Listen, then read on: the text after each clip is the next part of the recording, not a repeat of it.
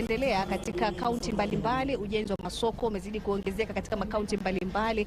Suala la kilimo, rais alisema atalishughulikia hilo na kuisha kwamba anaweza kuwatoa wale ambao wanaingia katikati ya wakulima na wale wanunuzi wa bidhaa za kilimo. Akasema wale wote wanaoitwa mabrokers wataweza kutolewa ili biashara iweze kutoka moja kwa moja kutoka kwake mfanyakazi yule, kutoka yule mkulima hadi kwa yule mnunuzi wa biashara.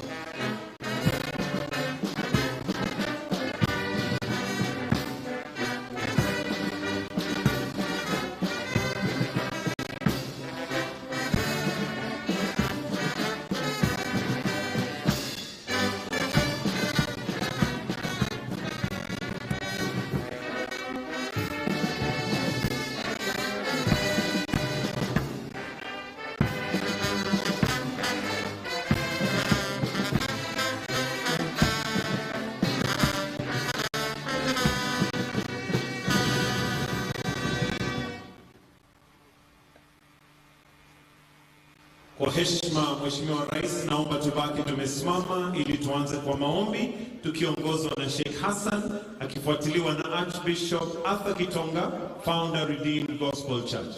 Sheikh Hassan, karibu.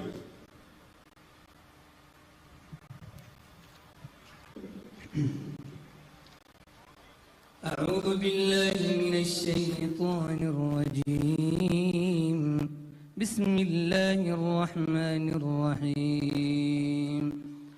الحمد لله رب العالمين الرحمن الرحيم مالك يوم الدين. إياك نعبد وإياك نستعين. اهدنا الصراط المستقيم صراط الذين أنعمت عليهم غير المغضوب عليهم ولا الضالين آمين. Tunakuomba ewe Mola Mwenyezi Mungu uibariki nchi hii yetu ya Kenya na wabariki viongozi wetu, kiongozi wa rais na makamu wake, na wabariki wafanyikazi wetu wote kwa jumla. Na tunakuomba ewe Mola tubariki kwa hii mvua na neema unayotupea iwe yenye baraka na faida. Sallallahu ala nabina Muhammad.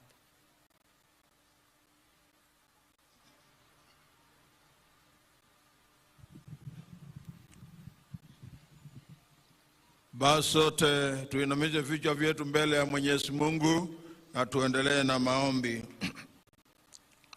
Baba mtakatifu, katika jina la mwanao Yesu Kristo mwokozi wetu, twaja mbele zako Baba wakati huu ambaye ni wakati wa Labor Day ambaye inasherekewa kote duniani. Tunaungana na watu wako wote Bwana dunia nzima, ili Bwana pia ukaweze kuwabariki. Neema yako na itoshe katika nchi ya Kenya.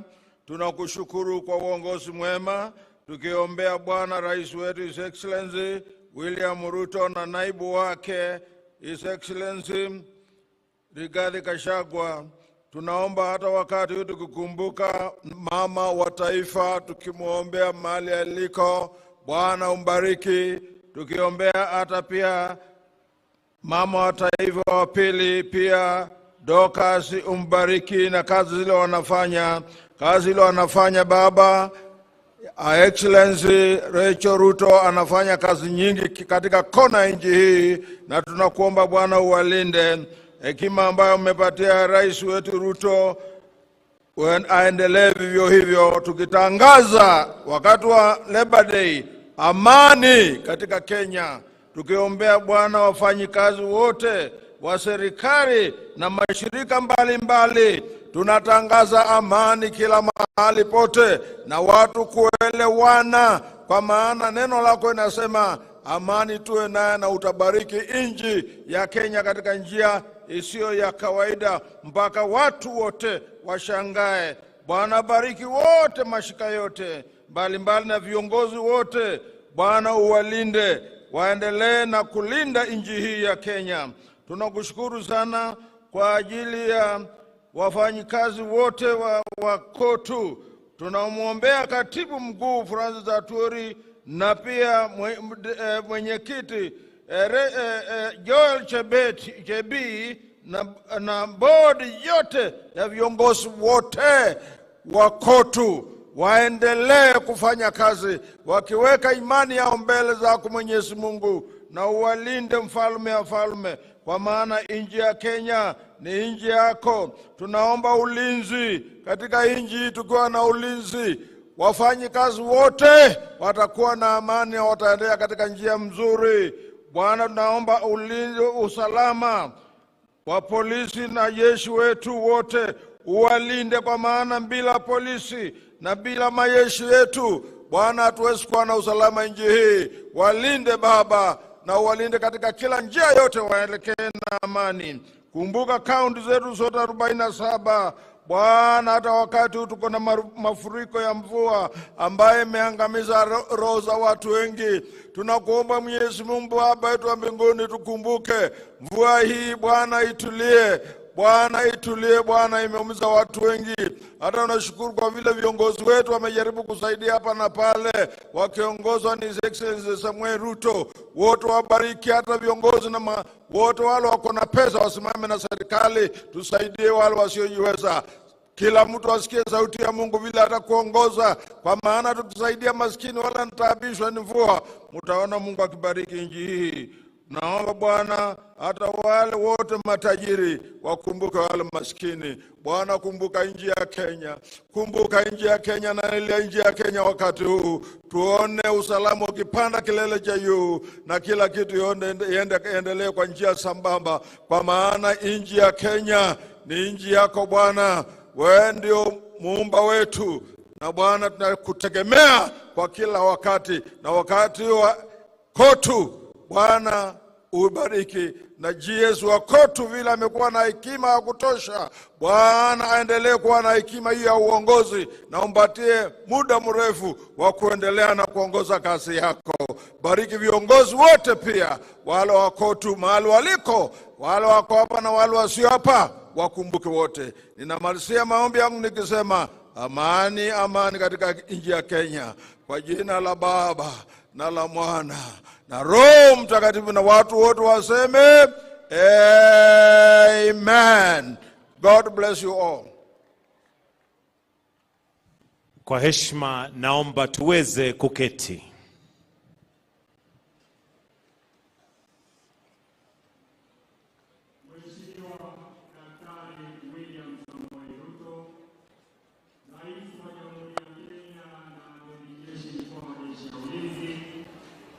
Mheshimiwa Naibu wa Rais Rigathi Gachagua, Waziri wa Neema, mawaziri, makatibu, Gavana wa eneo gatuzi la mji wa Nairobi Mheshimiwa Johnson Sakaja, Katibu Mkuu wa Muungano wa Wafanyakazi ndugu Francis Atwoli, Mwenyekiti Bodi ya Kitaifa, viongozi wa vyama vya wafanyakazi na sekta mbalimbali, wafanyakazi wote kwa ujumla, nikisha tambua itifaki na kuziheshimu, Mheshimiwa Rais, nikubalie niwaalike wafawidhi wenza kutoka Muungano wa Wafanyakazi kwa ruhusa yako waweze kutuletea gwaride la wafanyakazi na msafara wa magari.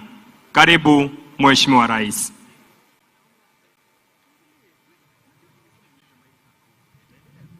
Asante sana mwenzangu, Rais wa taifa la Kenya, Your Excellency Samuel Ruto, wenzangu wote ambao wamekuja, Deputy President karibu, na wengine wote ambao wamekuja. Sasa ni wakati ambao tunajiandaa kuwaonyesha ni kazi gani tunafanya viwandani, na ningependa wale ambao wanasimamia msafara waanze kukuja mara moja, kwa sababu wakati sio wetu, mvua ni nyingi, na tunataka tuonyeshe ni kazi gani tunafanya viwandani. Tutakuwa kwa haraka kwa sababu wakati sio wetu, na tunataka tuhakikishe kila jambo ambalo tunafanya linatumika kwa muda unaofaa. Wale ambao wanasimamia msafara, tafadhali, tunaona mnasubaa, sijui mko wapi. Fanyeni haraka, watu waanze kupita. Tafadhali, haraka sana.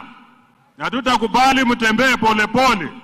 Ile bandi ambayo inaongoza itafanya quick march kidogo ili mfike hapa kwa haraka. Ni siku kubwa. Katibu mkuu ambaye ndugu Francis Atwoli ambaye anaongoza wafanyakazi ako pamoja na kiongozi wa nchi, na kiongozi wa nchi amevunja rekodi kwa sababu mkimuona amevaa kama mtu ambaye anatambua siku ya wafanyakazi. Amevaa papo ambayo ni ishara ya siku kuu na siku ambayo wafanyakazi wanasherekea. Hili ni jambo la maana sana, na rais unazidi kutuchanganya kabisa. Wewe uko haraka kwa fikira zako, na Mungu azidi kukubariki, kwa sababu hilo jambo unafanya sio rais watu wengine kufikiria vile unavyofikiria, na Mungu anazidi kukubariki. Asante sana. Tunafanya bidii tuone ya kwamba hili jambo tunafanya lifanyike kwa haraka, na tufanye kwa njia inayofaa, na tutafanya bidii ili tuone ya kwamba wale ambao wameruhusiwa na matajiri wao kuja hapa kwa siku ya leo wanapewa nafasi yao. Tafadhali tufanye haraka ili tuone ya kwamba karibu kila mtu ambaye amepewa nafasi na tajiri na ni mfanyakazi wakuje, tufanye haraka tupite mbele. Administration band ndio hao wanakuja nao pole pole, lakini tunaomba waweke quick march kidogo ili tuendelee na shughuli yetu ya siku ya leo. Na pia nashukuru wale wafanyakazi ambao wamejitokeza kwa wengi kuja kuungana na sisi ili kusherehekea hii sikukuu yetu. Kwa sababu ni wakati wenu, lazima mdhihirishe. Licha ya mvua nyingi, naona mmekuja kwa idadi ambayo ni nzuri, na tunaomba tuwe watulivu. Tuwe watulivu kwa sababu tunataka tufanye hii kazi kwa haraka sana. Na mtatembea kwa spidi kidogo kwa sababu hatuna wakati, ili tuweze kuona wenzetu ambao pia wamepewa ruhusa ya kuja kusherehekea na sisi siku ya leo.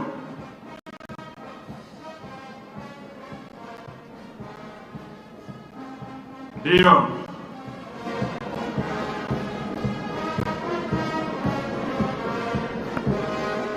Siku yetu, siku kubwa, siku ambayo sisi wote huwa tunatambua haki za wafanyakazi.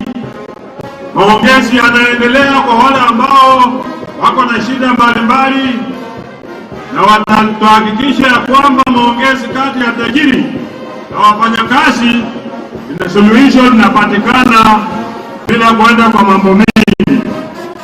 Wafanyakazi na matajiri lazima wawe na uelewano wa haraka sana.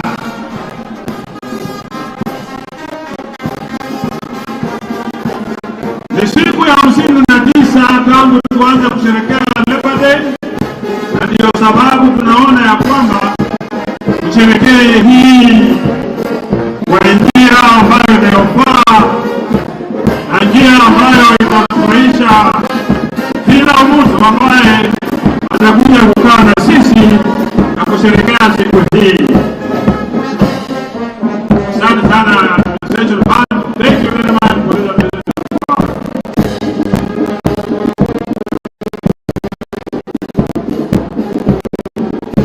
people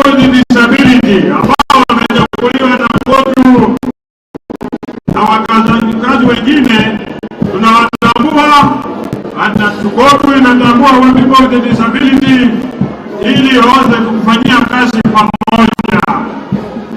Kwa hivyo shukrani yetu kubwa ni kwenu na muendelee namna hiyo. Kotu employability yote inawezekana. Asante sana wale affiliates Kotu Kenya, asanteni kwa kukuja.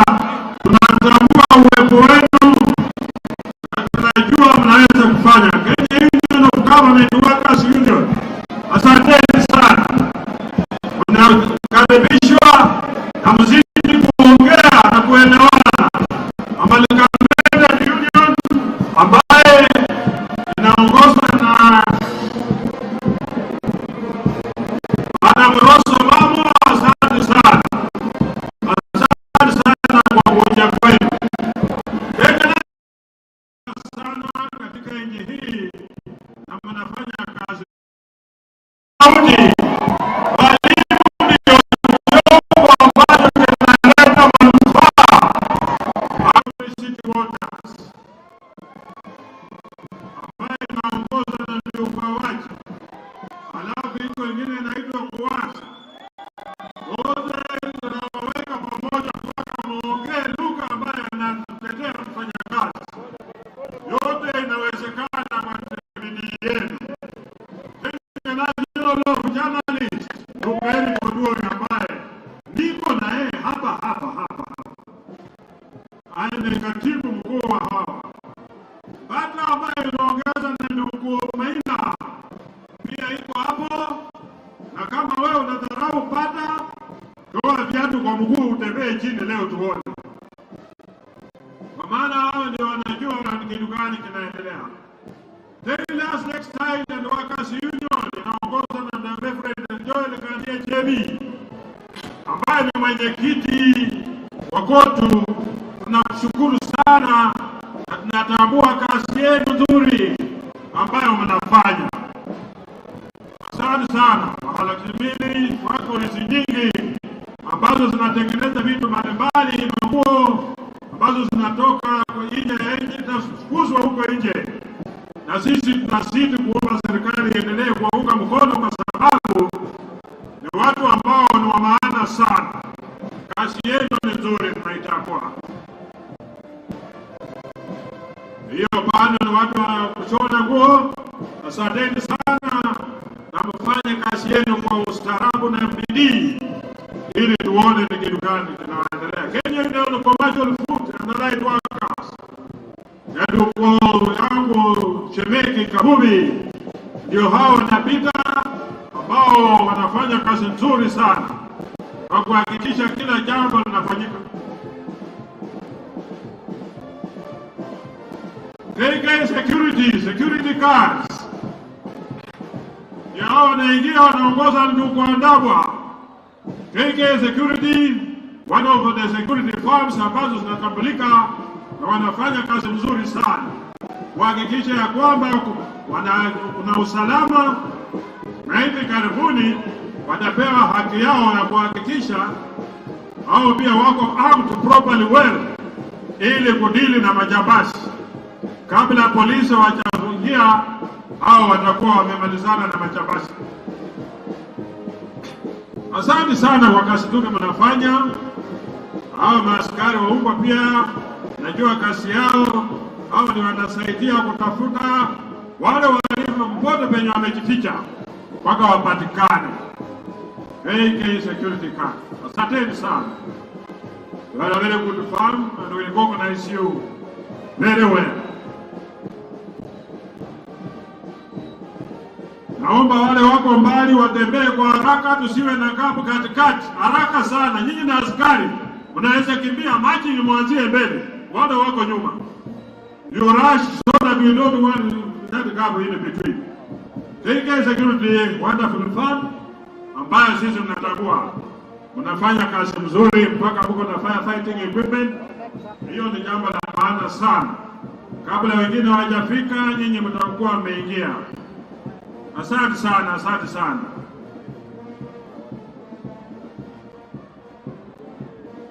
Wale wanaongoza ile msafara, tafadhali Hiyo gap hatutaki kuiona.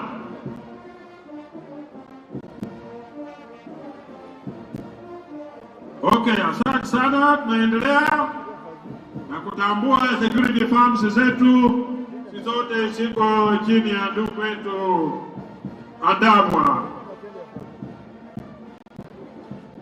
Hawa ni wanachama wa Kenya Private Security na ni members wa KOTU. Members wa KOTU kwa haki yao, na walijitambua kuwa members wa KOTU na wataendelea kutambuliwa na KOTU.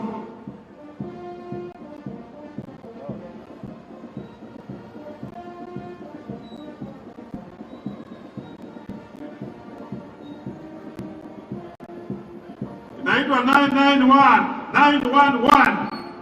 Hii ni kampuni ambayo pia na provide ulinzi kwa nchi hii na wanafanya kazi mzuri.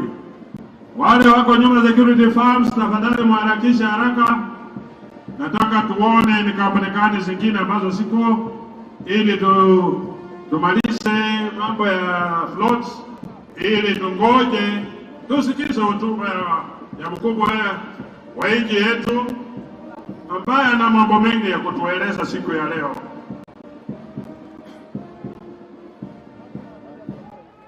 Mambo ni mengi, nchi yetu imekumbwa na mikasa mbalimbali, lakini rais amesimama nao, ambalo ni jambo la maana sana.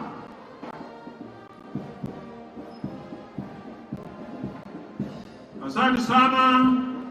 Wale security firm inapita hapo, wanajulikana kwa kazi nzuri ambayo inafanya, na tunatambua nyinyi kwa sababu mwelekeo wenu ni wa bidii na mnafanya kazi bila kuchoka na bila kuhurumia mhalifu yeyote. Mnalinda mali ya watu kwa njia inayofaa na hampembelezani na mtu iwapo anapatikana mkono mbaya wa kazi yenu. Inaitwa Securex. Securex one of the firms ambazo zinatambulika kwa kazi nzuri ambao wanafanya. Fanye kazi kwa bidii, uwe waaminifu, chunge mali ya kazi wenu vizuri, ili msije kupata kazi ambazo mnatakiwa kufanya. Bidii yenu ndio itawapa kazi nzuri. SPR, one of the strong firms ambayo inaongozwa kwa njia iliyofaa, njia ya ustaarabu, njia ya ustedi, watu ambao wanaelewa kazi yao, hawapatishi hata kidogo, kwa sababu kazi yao ni kulinda mkubwa yao, kulinda mali yao, kulinda kila kitu yao, ambao wameandikwa kufanya hiyo kazi. Na ikiwa unataka kuwajaribu, enda ofisi yao na utapata huduma nzuri sana, na utaangaliwa kwa njia inayofaa. Firm ambayo ni kampuni kubwa ambayo inasimamia mambo ya wafanyakazi na imebarikiwa kwa sababu hawalegeshi hata kidogo kazini kwao. Watu wazuri, the persons wanafatisha jambo lolote ambalo unataka wakufanyia, watakufanyia kwa njia ya busara na njia ya heshima. Kazi yao ni nzuri, natambua. Wote hao wanachama wa Kenya Private Security na pia wanachama wa KOTU kwa hiari, sio kwa lazima.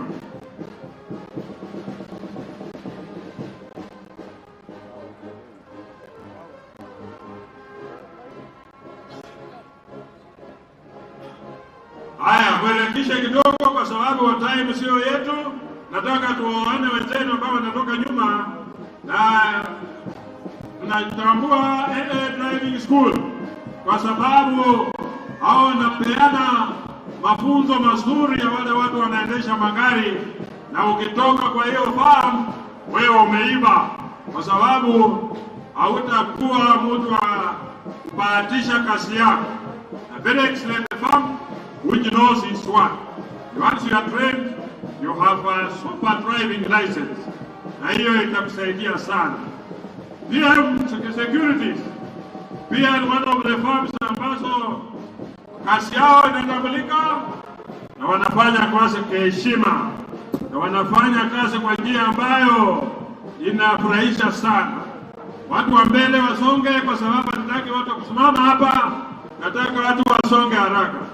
PM Securities, you are very lucky to have time to stop here and do your marching when you are stopping. Thank you very much. Na tunawatambua na tunajua ya kwamba mnafanya kazi nzuri. Asante sana. Mungu azidi kuwabariki. Muendelee namna hiyo, kwa sababu kazi yenu ni kazi ya muhimu sana.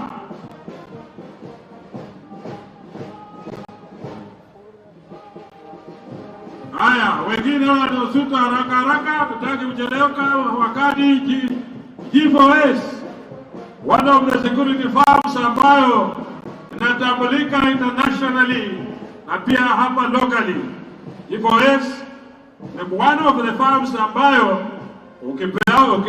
ukiwapatia contract watafanya kazi yao kwa bidii na kwa njia ambayo hata wewe ambao umewapa contract utafurahia, kwa sababu hawana shida yoyote.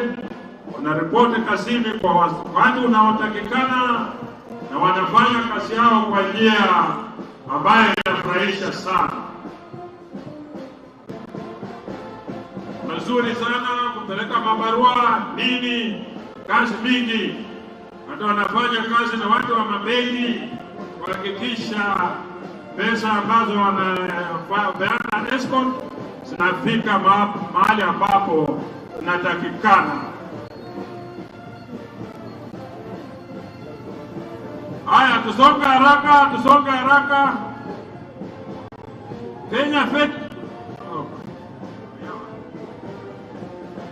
Kenya Commercial Food and Allied Workers, karibuni. Na Kenya Veterinary ambaye inaongozwa na Dr. Miheso, ndio hawa wanafanya kazi mingi sana kuhakikisha mambo yanaendelea vizuri. Pia kuna Kenya Commercial, Kenya Union of Commercial and Allied Workers wako kati yao, lakini Veterinary inaongozwa na Dr. Miheso. Wao wanafanya kazi ya muhimu kuhakikisha mambo yanaenda sawa sawa. Kazi yao ni nzuri, inapendwa, na tunahimiza ya kwamba wafanye kazi kwa bidii kuhakikisha tunapata mifuko zetu, tunapata dawa mzuri, so that tusiwe na njia yoyote ya kupoteza mifuko zetu kwa asili ya magonjwa yeyote. Livestock maintenance. Asante sana. Ketao ambayo inaongozwa na ndugu Ernest Nadome, watu ambao wanahakikisha kuna stima ya kutosha. Saa hizi hawana sababu ya kutopeana stima, kwa sababu mahali generation plans zote ziko na maji ya kutosha. Sasa mambo ya blackout, this is the end of it.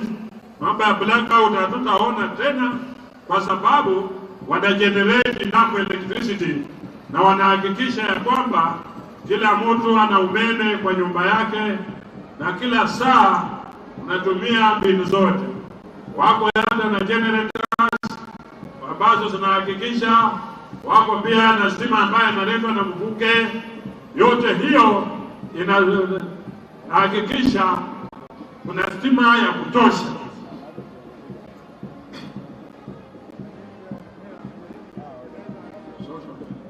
Social Health Authority ndio hao pia wanapita, wanahakikisha ya kwamba kuna usafi na usalama kati ya watu wa Kenya wote, na wanalinda kuhakikisha mambo yanaendelea vizuri.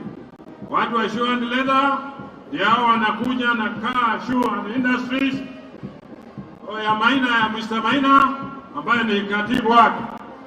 Kiatu kikubwa, sijui hicho kinatosha shetani ama kinatosha nani. Asante sana. Na mwingie Kenya National Union of Nurses na ndugu Banyako, hao wanahakikisha ya kwamba kuna matibabu inaendelea kwa kiwango chao.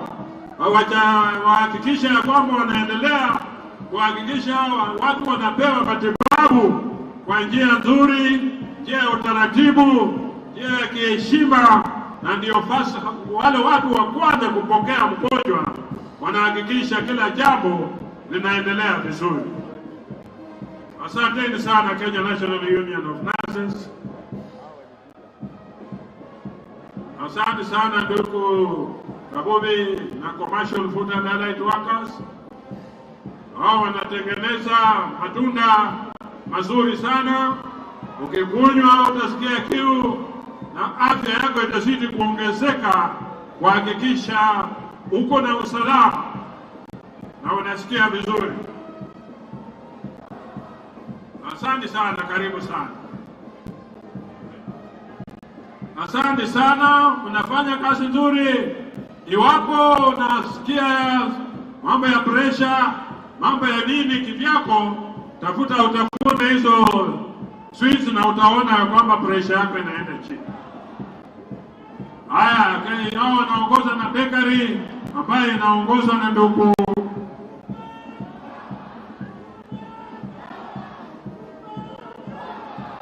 asante sana ndugu wa bakeries.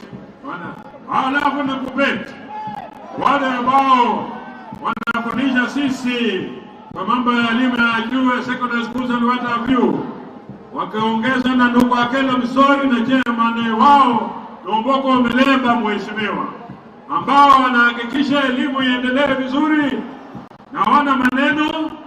Wakitaka maongezi yao wanaenda wanakaa na tajiri wao na wanaongea mambo yao wanamaliza. Kwa vyovyote vile walitufahamisha ya kwamba wao ni kuengage employer, talk to them, alafu tuone kumbre pupa ya ndugu dada yetu anaitwa Njeri, ambao pia wanahakikisha wanafanya kazi mzuri, waendelea kutengeneza makaratasi na vitu vingine. Hotel ya Allied Workers Union ya ndugu Asaba, watu wazuri ambao wanahakikisha ukienda kwa hoteli unakula chakula mzuri ambayo unahakikisha iko sawa. Na hawa ni wafanyakazi domestic workers ambao wanasema ya kwamba wanataka haki yao, sheria yao iwe ratified ili wapate haki yao vile inavyotakikana. Happy Labor Day, Hela, asante sana Hela International, ambao pia kazi yao ni nzuri na wanafanya mambo mazuri kuhakikisha nchi yetu haibaki nyuma. Haya, watu wameamua tunasonga mbele. Msisimame tafadhali, wenzetu ni wengi, tusonge mbele ili tuhakikishe kila mtu ambaye amerajiliwa, amepewa nafasi na tajiri wake anapita hapa mbele. Asante sana, mnafanya kazi nzuri ya kutengeneza manguo, na sisi kuambia ya kwamba muhakikishe kazi nzuri inafanya. Kiwi, watu wa rangi ambao wanatengeneza rangi, na kila mtu anajua umuhimu wa kiwi. Kama wewe hujajua umuhimu wa kiwi, utakuwa labda na mtu umesaliwa jana, lakini kesho utajua umuhimu wake. Railway Workers Union ambayo inaongeza na ndugu Chumo, ndio hao wanapita hapo mbele na wanahakikisha, wanaomba serikali inaendelea kufanya bidii kujenga, kuhakikisha SGR inaenda kila mahali. EPZ hao wanatengeneza manguo, MRF hao wanatengeneza mabati na vyuma, mambo ya kufanya roofing ni kazi yao. Kenya hiyo ni recovery guru ambao wanafanya kazi nzuri kuhakikisha mambo yao pia inaendelea vizuri. Watu wa nguo pia ndio hao wanahakikisha Royal Garments wanatengeneza mambo mzuri na ongoza na Reverend Kojoel Kangechebi ambaye ni chairman general wa koti. Nashukuru sana kwa kazi nzuri ambayo mnafanya. National Industrial Training NITA, hao ndio wanahakikisha watu wanafunzwa vizuri na kazi yao inaendelea kwa njia ambayo inayofaa, kuhakikisha watu wanapata mafunzo wakienda kwa viwanda na watu ambao wameiva na wanafanya kazi ya muhimu sana. Alafu wanafuata pia wanafunza mambo ya mingi, ushonaji na kila jambo ambalo unaweza kutaka kujifunza kutoka kwao. Watu wa maana sana. Kenya Power and Lighting, hiyo tena ndugu Ernest Kadume, na hao pia wanatufahamisha ya kwamba blackouts is a story of the past. So, nataka muhakikishe ya kwamba kuna stima ya kutosha kwa manyumba za watu wetu. Tuharakishe kwa sababu karibu nafika mwisho ya nilitu, haraka kidogo ili tuendelee tuone ni jambo gani tunafanya viwandani. Viwanda zetu Kenya Power kuishi mambo ya kupanda miti na ngazi ziliisha, wako na mitambo ya kisasa ambao wanafanya kuhakikisha wanarekebisha mambo ambayo yanaendelea kwa njia iliyo nzuri sana. Asante sana Kenya Power kwa kazi nzuri ambao tunafanya. Power generation kila mahali. Tuna nafasi kubwa ya kuhakikisha kuna stima ya kutosha. Hata ikiwezekana tuuze kwa nchi zingine, kwa sababu tuna huo uwezo wa kuzalisha stima ya kutosha na kuuza.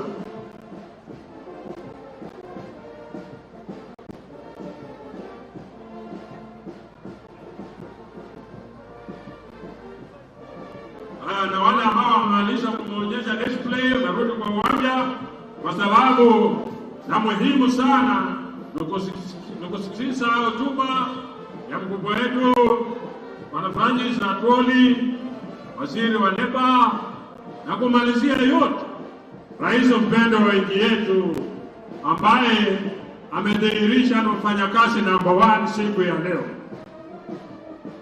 Asante sana.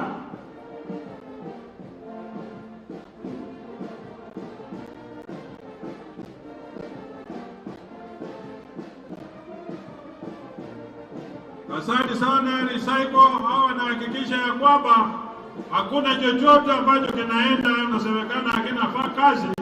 Wanatengeneza vitu kutoka kwa yale ambayo wanafikiria haina maana, lakini wanaproduce vitu vizuri, toilet papers, na kila siku wanahakikisha hakuna makaratasi yoyote ambayo inaweza kutupwa, bali ina mahali ambapo inaweza kutumika kwa nchi yetu hii. Shukrani sana. Mungu azidi kuwabariki na muendelee na kazi nzuri. Tunafuatwa na Chandaria, ni kampuni ya Chandaria ambayo inahusika na utengenezaji wa hizo vitu zote. Mnafanya kazi nzuri na mnafanya Kenya inajulikana ya kwamba hakuna wastage yoyote. Na hakikisha na produce pamoja na sabuni nzuri ya kuosha mikono na vitu zingine. Subra Textile, watu ambao wanatengenezaji wa nguo chini ya ndugu yetu Reverend Joel Kang'echeri. Kazi nzuri mnafanya. Asanteni sana. Mungu azidi kuwapa maarifa na kutengeneza hata vitu zingine nyingi ambazo kila mtu atafurahia. Sunflower Textile. Asante sana. Karibuni sana, na mimi ni watu wa nguvu na tunawapenda. Tusonge mbele, wale watu wana control flow, tafadhali mharakishe huko mbele, hatutaki watu kusimama. Tafadhali kama umemaliza kupita hapa, songa kwa haraka ili watu wengine wapate nafasi ya kupita. Asante sana. Hao wanatengeneza mabati ya kuhakikisha ya kwamba naiba group, watu wazuri sana, wanatengeneza mabati ya nyumba pamoja na matangi za maji. Wanahakikisha matangi zao hata upepo ikiangusha chini haipasuki. Waliniambia hivyo, sijui kama ni ukweli. Haya, our Landmarks Construction, that is the Lexma Construction, kampuni ambayo inahusika na mambo ya ujenzi, na unaona wako na kila jambo linalodhihirisha ya kwamba wanaweza kufanya ujenzi na construction. Ndugu yetu Francis Murage ndio katibu wao. Haya, watu wa East African Leaders, zamani mlikuwa mnaitwa East African Leaders. Asante sana, asanteni sana watu wa Blue Band, na wanaongozwa na ndugu yetu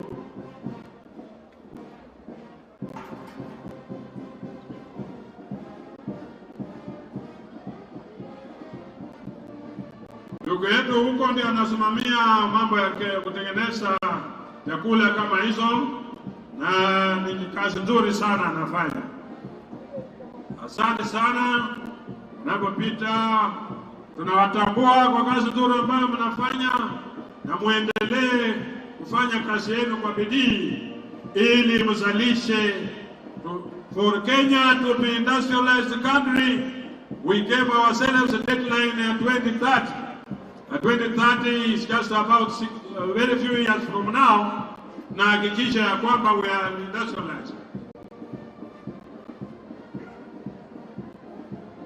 Ministry of Labor ambao wanahakikisha haki za wafanyakazi zinalindwa, wanahakikisha wanakirewa wale matajiri wote ambao wanaandikwa wanafanya kazi kwa njia inayofaa, wanahakikisha ya kwamba wale watu ambao wanapewa nafasi kwenda nje wanaenda kwa njia nzuri. Na nashukuru rais kwa sababu umeendelea kutafutia Wakenya nafasi za kazi nje ya nchi hii, na wanahakikisha kuna usalama sehemu za kazi, ili wahakikisha ya kwamba unapofanya kazi usipate ajali kazini. Hao sasa wanafuata Nairobi University ambao wanahakikisha ya kwamba watoto wetu, staff pamoja na walimu wote wanahakikisha watu wanafunzwa vizuri chini ya ndugu yetu anaitwa Jeru Albert, chini ya Kudea, na mnafanya kazi nzuri pamoja na wenzake ambao wanawakilisha mambo ya wafanyakazi. Mnafanya kazi nzuri na Mungu anazidi kuwapa baraka, kwa sababu wote mnafanya kazi ya muhimu, na Mungu atazidi kuwapa nguvu na kuhakikisha ya kwamba mnaendelea kwa njia ambayo inafaa. University, kazi nzuri ambayo mnafanya, na wale wote ambao wamekuja kwa ajili ya siku ya leo tunawashukuru sana, na tunajua ya kwamba mtakuzidi kutupa kazi nzuri na kila jambo litafanyika kwa njia inayofaa. Asante sana mtukufu rais, na kabidhi hiyo nafasi kwa ndugu yangu ili tuendelee na mambo ambayo inafuata. Otherwise, asante sana kwa uvumilivu wenu na asante kwa yote. Thank you very much and may God bless you. Tupongeze msafara wetu unapomalizika.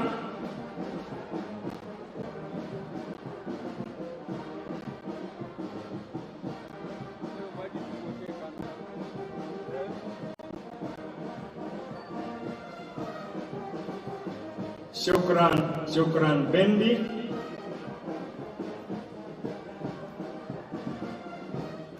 Asante. Ningependa kumshukuru Mheshimiwa Rais, mgeni wetu rasmi, kwa kutukubalia tuwe na gwaride la wafanyakazi na msafara wa magari. Mheshimiwa Rais, nikubalia sasa nimwalike mwenyekiti wetu, mwenyekiti wa muungano wa wafanyakazi, ndugu mchungaji Joel Kandie, ili aweze kufanya makaribisho kwenye kiti kikuu. Karibu.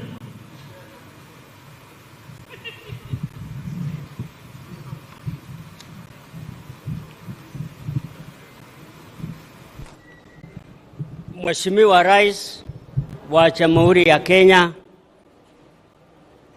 Excellency Dr. William Samoei Ruto, Katibu Mkuu wa KOTU Dr. Francis Atwoli, and our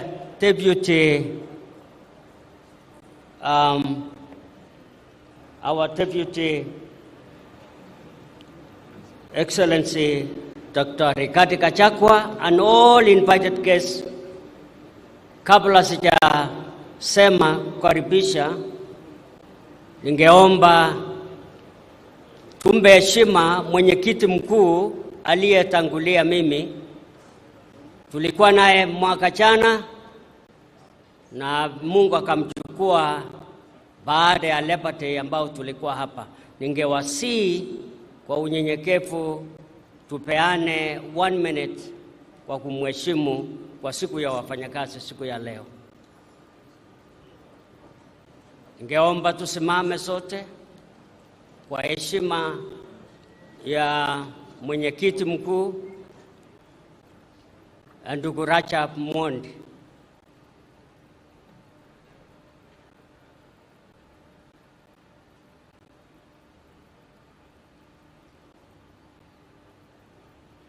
Asante. Thank you, Your Excellency.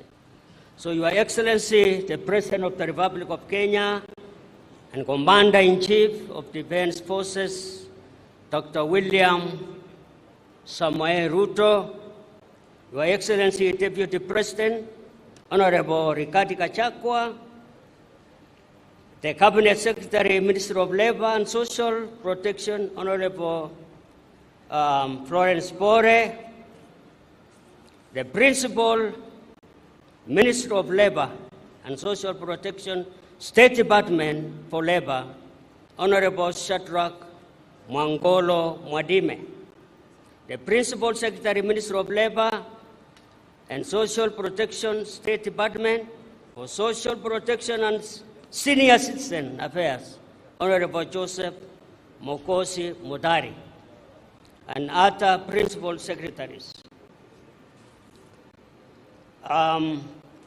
Your Excellency, yangu ni kuwakaribisha. Asante maana umefika leo hii. Na mimi naona yule akiwa na macho, aliye na macho haambiwi. Wewe vile vile umeweka kala yetu ile ya papo. Kwa hivyo tunashukuru kwa hiyo. Mheshimiwa Rais, umekuwa pamoja nasi na vile vile umefanya vizuri kukuja siku ya leo.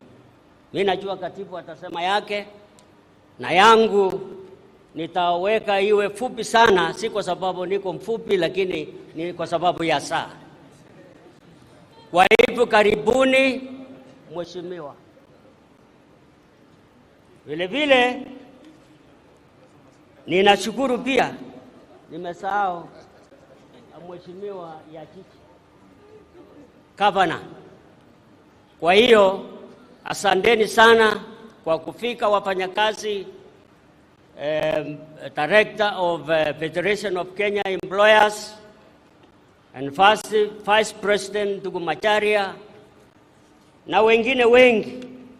Kwa sababu ya saa na kwa sababu ya mvua, mimi nataka kukoma hapa nikisema asanteni sana na asante sana Mheshimiwa Rais na timu yako ya serikali na wafanyakazi na employers. Mungu awabariki kwa hii sherehe, na vile vile katibu mkuu, tunashukuru kwa kazi ile yote umefanya. And may God bless you ninaposimama hapo. Asante.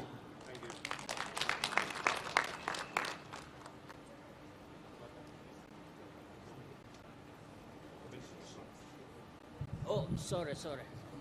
Kwa hiyo msishangae sana. Nitaita Deputy Secretary General ndugu Benson Okwaro, please come and take over.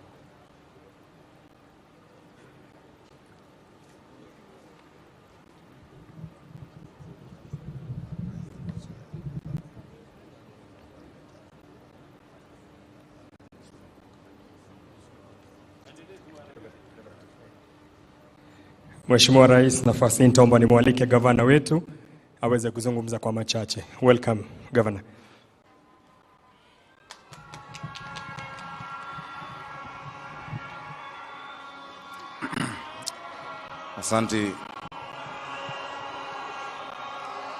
Asante sana, Your Excellency, our President, Asanteni vijana. Your Excellency the President, mfanyikazi number 1 wa taifa letu la Kenya. Your Excellency the Deputy President, the Court leadership. Haya, tutulie. Tutulie tafadhali. Imetosha. Asante. Court Secretary General mzee wetu Francis Atwoli, the Federation of Kenya Employers, of course waziri wetu wa labor na mawaziri ambao wako hapa na makatibu ambao wako hapa, all the leaders of the different trade unions that we've been able to see who have displayed their different sectors. Wananchi wa Nairobi, wananchi wa Kenya, hamjambo.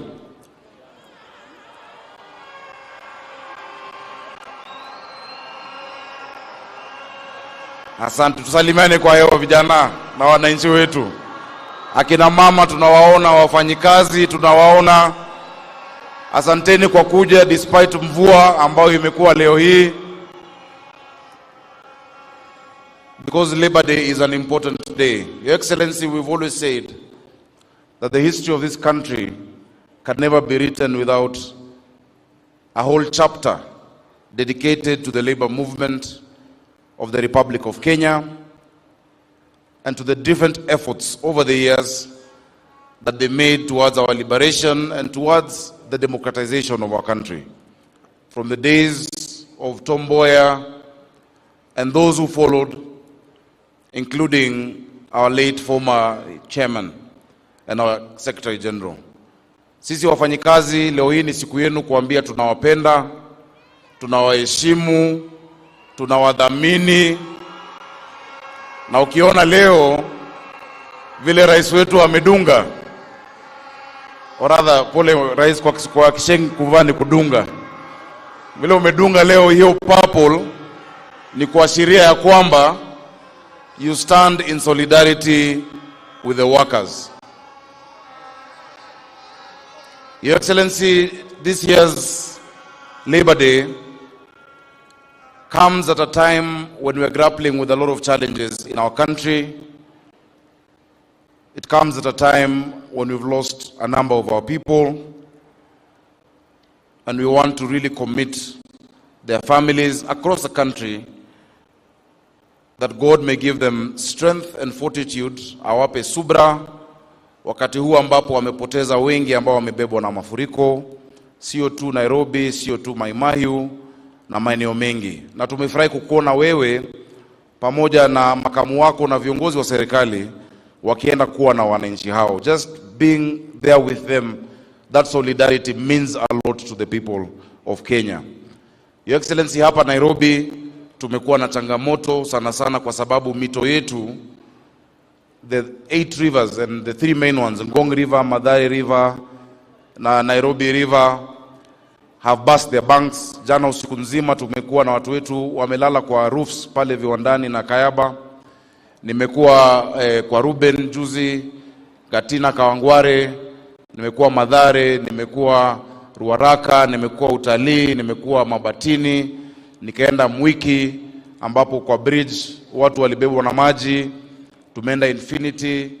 Jana tumekuwa tena Madhare North tukipeana chakula tukiwa na watu wetu hadi Siliki ya Mbio. Leo hii, Your Excellency, I'd like to report to you because hao ambao wameathirika wengi ni wafanyikazi.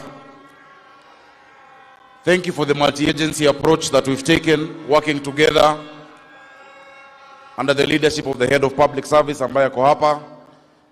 Tuko na daraja kama 17 ambazo zilikuwa zimebebwa na maji, na leo hii I can confirm to Your Excellency that we are starting the reconstruction of all of those bridges to make sure our children can be able to go to school and to cross over. We thank you. Na tulikubaliana juzi, tumekaa na viongozi. Tumekuwa na senator na wabunge wote wa Nairobi pamoja na viongozi wa government administration.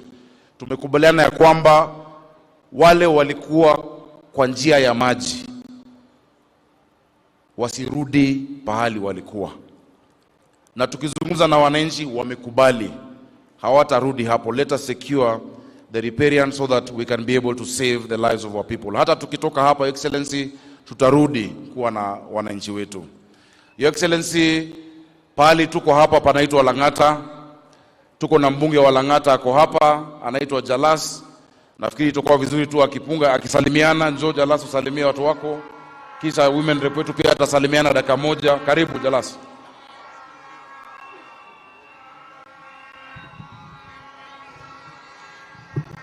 Thank you so much, Excellency the President, our Deputy President, all protocols observed.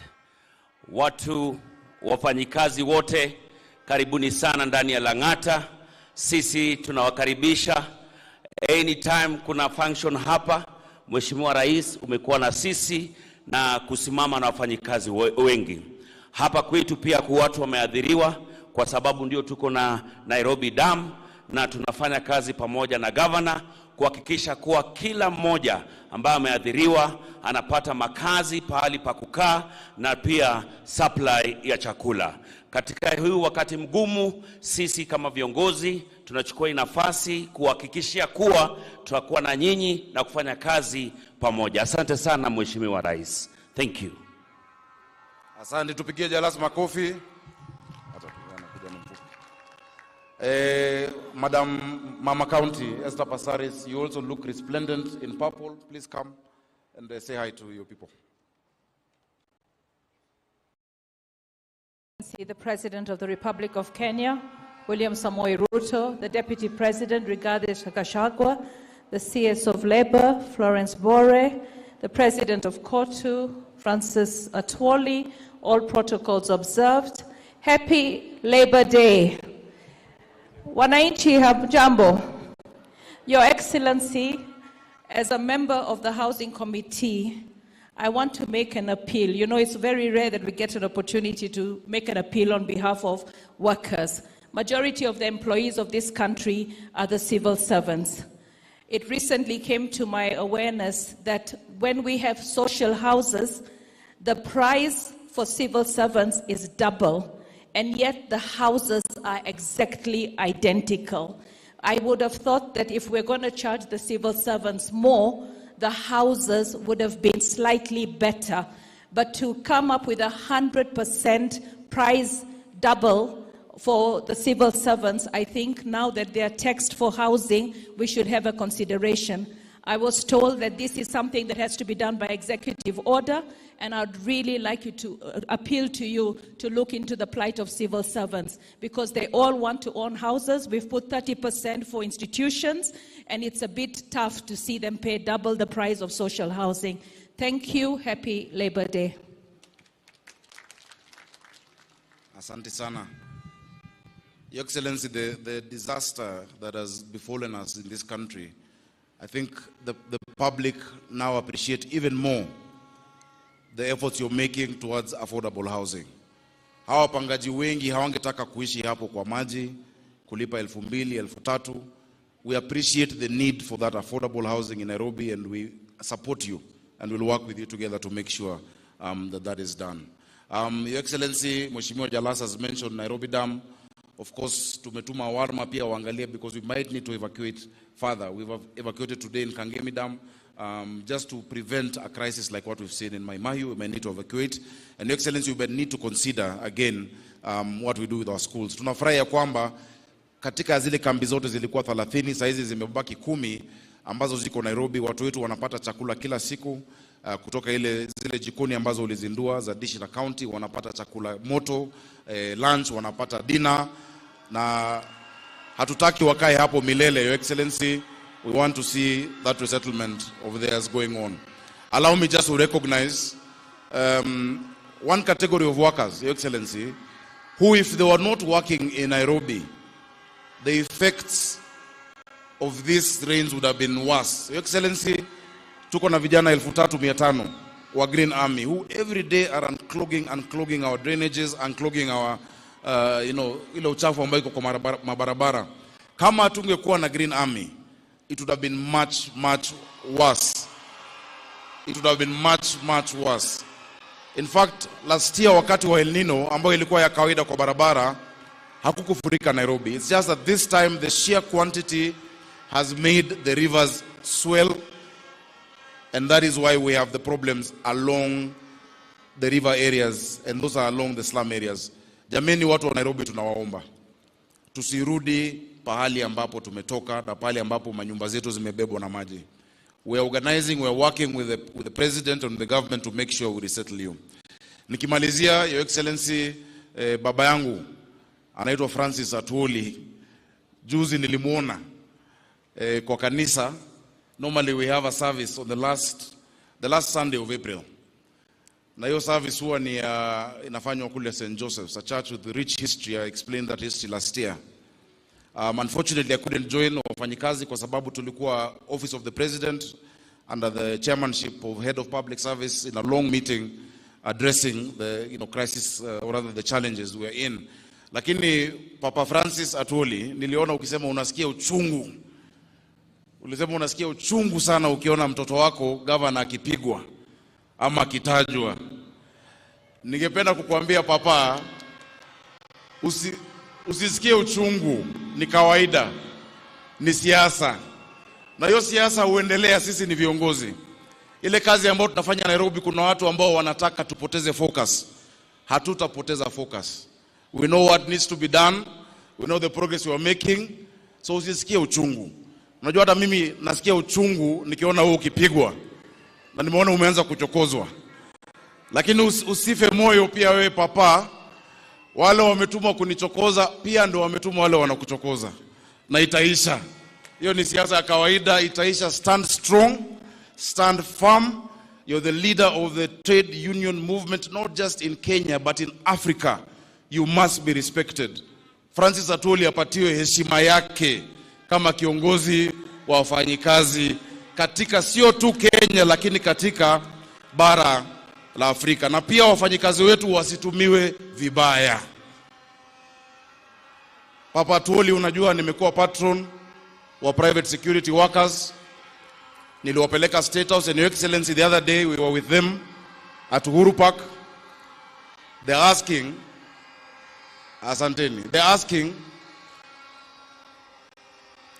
tulieni, wanauliza pia waje kukuona. There are 1.3 million of them in the country.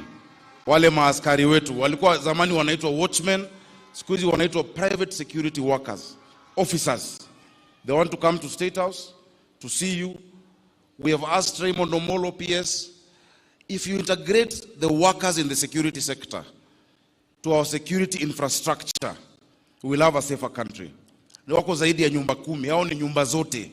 In Nairobi we have more than 450,000 of them, guarding several installations. So tumesema mzee Atwoli, don't worry, na usinisikilie uchungu, ni kawaida. Sisi upigwa kila siku, wanasema nyanyako ni mchawi, wanasema sijui ulifanya nini. There will always be something. Even if you do the right thing, people will always speak. But the president told me one day, if you are a politician and a leader, and you want to be popular every day, resign and sell ice cream. Ukiuza ice cream, nata uuze bure, ndio watu watakupiga. Lakini kama kiongozi, there will always be an opinion about what you do. So we thank you, wafanyikazi wetu, tuko na nyinyi.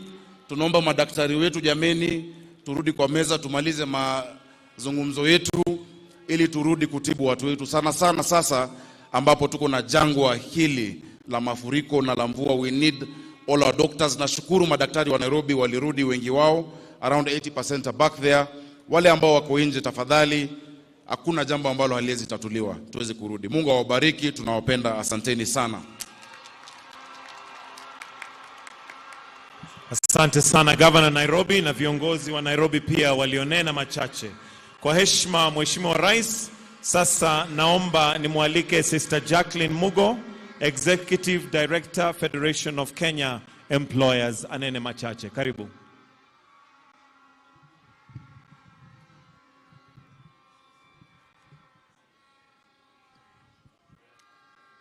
Your Excellency William Ruto, President and Commander-in-Chief of the Defense Forces of the Republic of Kenya, Your Excellency Rigathi Gachagua, the Deputy President of the Republic of Kenya, Your Excellencies, the ambassadors and high commissioners present, Governor Johnston Sakaja, the Governor of Nairobi, and all governors present, the Cabinet Secretary for Labour, Honorable Florence Bore, Honorable Cabinet Secretaries present, Principal Secretaries present, Dr. Francis Atwoli, the Secretary General of COTU, members of the Management Board of the Federation of Kenya Employers, led by our National Vice President, Mr. Macharia, senior government officials, and various leaders from the labor movement present.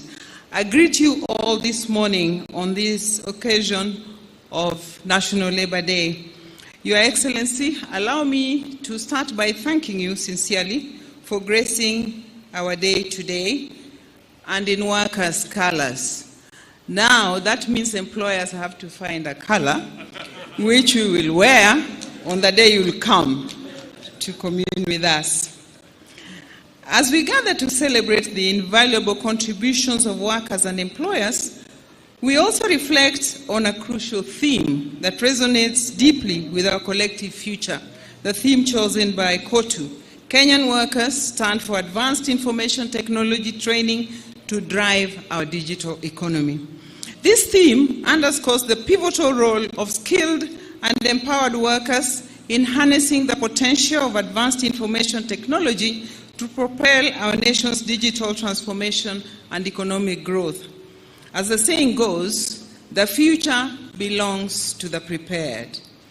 The important issue is not what the future holds for us, but how prepared we are for that future. The World Economic Report, released on the 16th of April this year, indicates that slowdown in total factor productivity, increased misallocation of capital and labor between firms within sectors, demographic pressures, and a slowdown in private capital formation as the key challenges facing the world economy today. Depending on how you look at them, these challenges also present unique opportunities that we can tap into to take our country to the next level. Improving our productivity at macro and micro level is something we should focus on if we are to remain competitive as a country. I know this is not a topic that Francis likes, but we need to talk about it. It is time that we took significant steps towards increasing our productivity. Let me now talk a little about our demographics. The figures that we have indicate that nearly 2 in every 3 new entrants into the global workforce over the medium term will come from India and sub-Saharan Africa, our part of the world. The developed economies and China will struggle with the effect of an aging population. The global imbalance in labor supply also points to the importance of migrant workers for advanced economies and labor migration, especially for India and sub-Saharan Africa. So, Your Excellency, employers support your efforts in advocating for well-regulated labor migration. We need to improve both our skill systems and labor migration policies to ensure that our people who migrate to work can compete for high income and quality jobs. Another reality is that whereas the labor force participation rates are projected to decrease in advanced and high-income middle economies, low-income countries such as ours are expected to experience a sharp rise, 2.1% growth in labor supply. This highlights the need for Africa to focus on job creation to translate this supply growth into employment. We need to focus on programs that spur growth of job-rich sectors such as manufacturing, agriculture, tourism, and hospitality, among others. We also need to support our enterprises to expand and create employment for our people. Your Excellency, for us to create a labor market environment that supports business growth and employment creation, 3 key actions are needed. And the first one is strengthening social dialogue and tripartism. Collaborative engagements between government, employers, and workers' representatives is not just ideal, it is a practical necessity for fostering mutual understanding, resolving industrial disputes amicably, and creating work environments that are conducive to productivity and workers' well-being. I want to appeal to the government and the doctors to give social dialogue a chance to resolve the ongoing strike by the doctors to alleviate the suffering of Kenyans. When all stakeholders come to the table with a willingness to listen, to learn, and to compromise when necessary, it paves the way for sustainable solutions that benefits everyone involved, and we get win-win solutions. So, Your Excellency, we are looking to you to help us resolve this national huge challenge. Social dialogue is effective when we create and support institutions of social dialogue, both at national and enterprise level. For example, we need strong labor sector bodies such as the National Labor Board, Wages Council, and enterprise level committees. Your Excellency, these last few days, I've heard the Secretary General of KOTU pushing for a general wage increase or saying he'll push for a general wage increase. And I understand where it's coming from, because the workers are struggling with a reduction in their take-home pay. But the reality is that there is no legal framework that supports general wage increases in Kenya. This, in fact, would negate freedom of enterprise. The determination of wage review beyond the minimum wages that we often discuss, which are set by the state, is done through negotiation of collective bargaining agreements or at employment contract level. So I do implore us all, as labor sector leaders and as a country, to delink wage adjustments, including statutory minimum wages, from the National Labor Day celebrations, and to allow these institutions to do their work, to deliberate, and to advise the government. As at today, it is unfortunate that no minimum wage council has met to deliberate and advise on the minimum wage adjustments as required by law. Therefore, any call to adjust minimum wages without following the laid down procedures and law undermines social dialogue and tripartism. I also want to put in a word for respecting the independence of trade unions and employers' organizations. These institutions play a crucial role in the labor sector and have done so since independence. Trade unions and employers' organizations are fundamental to harmonious labor relations, and they support the upholding of the rights of both workers and employers and the promotion of fair labor practices. So I would appeal for support and recognition of the role that these bodies play. Lastly, Your Excellency, I want to appeal for support and protection of business. I want to highlight the critical importance of this, because I believe that our businesses are the backbone of our economy, alongside the workers who do the work, and they are the pillar of our society. So supporting business means creating an enabling environment for enterprises that fosters innovation, entrepreneurship, and investment. This includes providing access to capital, promoting market competitiveness, streamlining regulatory processes, and offering incentives for growth and expansion. By supporting businesses, we create a ripple effect of economic opportunities that benefit workers and their families. Your Excellency, in my engagement with various members of the Federation of Kenya Employers, their request to the government is simple. They need a stable, predictable, and simple regulatory framework that will enable their businesses to cope and to grow.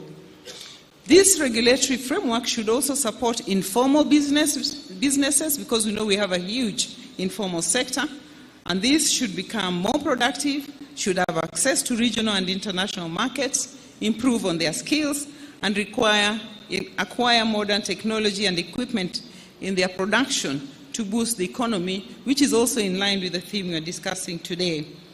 As I conclude, Your Excellency, we want to celebrate the hard work and dedication of workers and employers across all sectors, and the role played by your government in enabling us to play this role.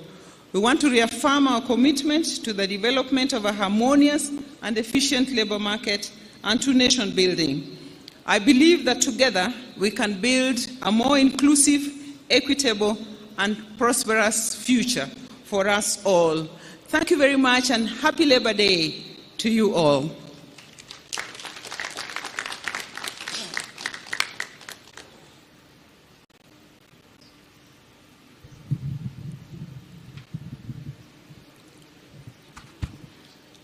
Your Excellency, Honorable Dr.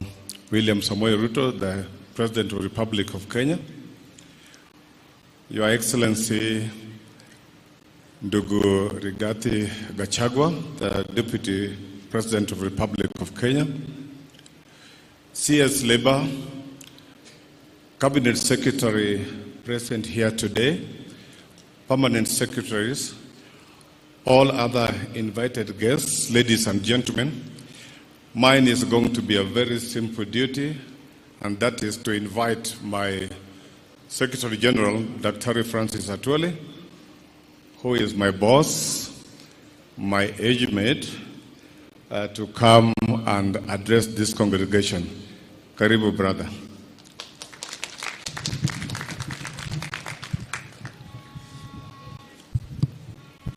Thank you very much, my brother Ben. First and foremost, we must start by thanking His Excellency, the President of the Republic of Kenya, who is the Commander-in-Chief of our Defense Forces, Dr. William Samoei Ruto, particularly for having honored this day in solidarity with Kenyan workers by putting on a purple suit. We cannot take this for granted. We recognize that you recognize workers, and also in your position as a worker number one. I know I want to be very brief, but I want also to tell all of you who are here, who have assembled here to listen to us, that mvua haitanyesha. Kwa ajili kule nakotoka, wana uwezo wa kusimamisha mvua tukiwa na sherehe kama ya leo. Na hiyo kasi imeanza kufanywa. Tulituma mmoja wetu anaitwa Mheshimiwa Omboko Miremba kwa ajili grandfathers wake ndio huwa wanasimamisha hii mvua kutoka kule sehemu za nyumbani. Na nataka kumshukuru Mheshimiwa Omboko Miremba, who is also the chairman of KUPPET, for the good work you have done, and it will not rain. I want to recognize our Deputy President, Honorable Rigathi Gachagua, who came here earlier and who has been supportive to workers' cause, and also to recognize Governor Sakaja. Wengi wenu mnajua wakati wa Labor Days, mimi niliwauliza huyo kijana mnipatie Mheshimiwa Sakaja, and you did a good job, mkamfanya senator wa Nairobi. Sakaja grew up with my children. Sakaja has been part of my family, and that is why. And we are not saying that the performance vis-a-vis his position might not be satisfactory, but we must develop channels such as the one I've developed, and I communicate to him on issues of informal sector in Nairobi and what is happening and how we can make our city to be beautiful without really throwing stones at him. I want to recognize my cabinet secretary, who is also a former labor leader from the Union of KUPPET, Sister Florence Bore, who has been with us, who has worked closely with us, who has opened her offices for all labor leaders in this country. And I want to thank you, Mama. Those cabinet secretaries who might be around here with us, we recognize you. Our Principal Secretary, Minister of Labor, Social Protection, State Department for Labor, Honorable Shadrach Mwangola Mwadime, the Principal Secretary, Minister of Labor and Social Protection, State Department for Social Protection and Senior Citizen Affairs, Honorable Joseph Mogosi Motari. Other Principal Secretaries present, my twin sister, Executive Director of Federation of Kenya Employers, Sister Chaglin Mugo, the Honorable Member of Parliament for this area, the young man Felix Jalango is very much known as Jalas. Honorable Passaris, our women rep in this city, ambassadors and high commissioners, managing trustee of our National Social Security Fund, Brother David Koros, the Chief Executive Officer, National Hospital Insurance Fund, Brother Elijah Washira, and the Acting Director General, National Industrial Training Authority, Sister Teresa Wasike, my colleague of our sister union, Trade Union Congress, Charles Mkhwaya, and other public service unions which are around, including the universities. I was impressed to see your floats, and other dignitaries that are present, brothers and sisters. I want to be very much brief because our guest of honor is a person of several engagements in a day, and we cannot afford to keep him here for a longer time. Na nataka munisikize kidogo. Sijui kama nasikia hii, nasema nasitaka asikie. Kabla sijamuomba, nataka kwanza ni recognize yale mazuri ametufanyia, ndio roho yake irudi chini sana, aelewe sisi kama wafanyikazi tuko wapi.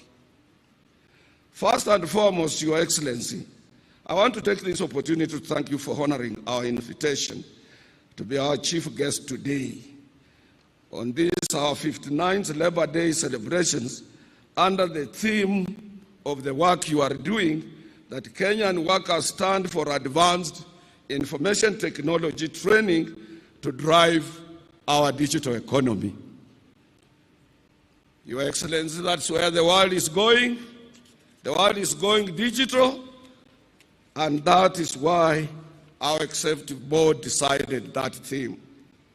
Let me also thank you, Your Excellency, for assembling, that was a day before yesterday, assembling over 21 heads of government, including 14 presidents, during the International Development Association Summit in Nairobi. Your Excellency, I want to remind you, since I've been around for some time, that the only president who used to assemble a such magnitude number of heads of state, particularly from Africa and abroad, was the founding father of this nation, Mzee Jomo Kenyatta. And he went further to invite the different heads of the international institutions, including World Bank. As workers, we don't take it for granted. We want to echo your efforts because you are selling this country. You are coming out in a clear way to indicate to the whole world that we are able, we can host, and we can also engage those who are coming here, and also plant a sense of direction into the leadership of this continent. Once again, Your Excellency, I want to echo your continued support to workers, Invite. Since you took over as our head of state, one, you gave all of us a hearing. That was the trade union delegation, which was at State House with you on 14th of February last year, followed by presiding over our last year's Labor Day. We want to thank you, Your Excellency. We can't take it for granted. And after that, honoring the invite of the International Labour Organization Director General, Gilbert Humbo, for taking your own time to go to Switzerland, Geneva, to address more than 5,000 tripartite delegates in that conference.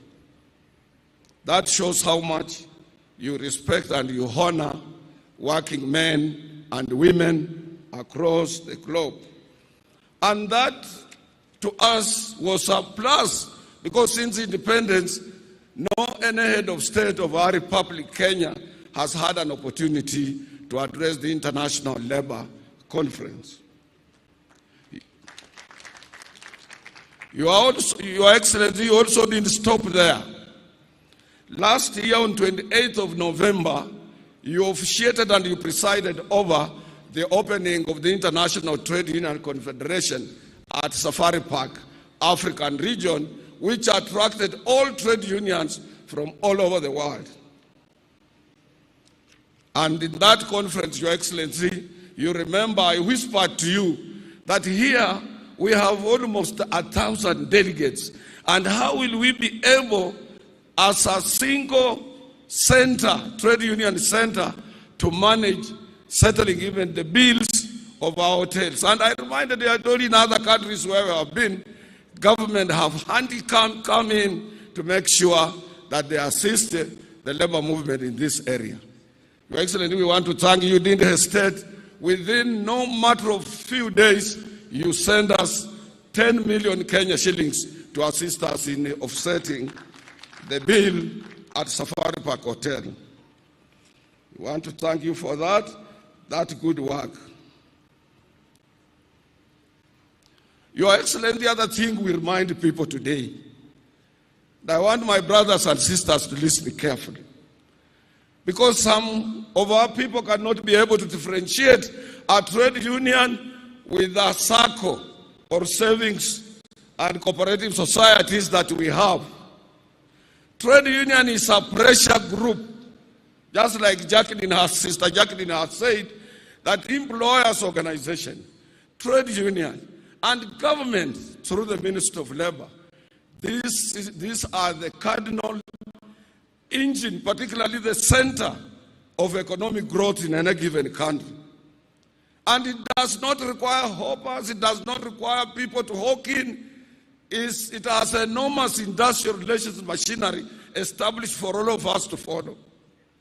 When I hear some people coming out with some suggestions that are irrelevant, unacceptable, and not in tune with the dance that is on the platform currently, Your Excellency, we must always remember that Africa, Asia, and Latin America, we attained our independence through the struggle of the trade union movement, including this our country.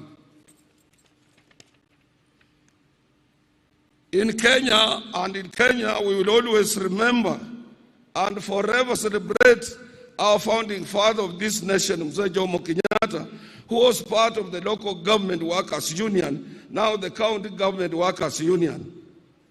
We must remember our several brothers from the Asian community. One of them was Makan Singh, who championed for registration of the trade union in this country and in East Africa.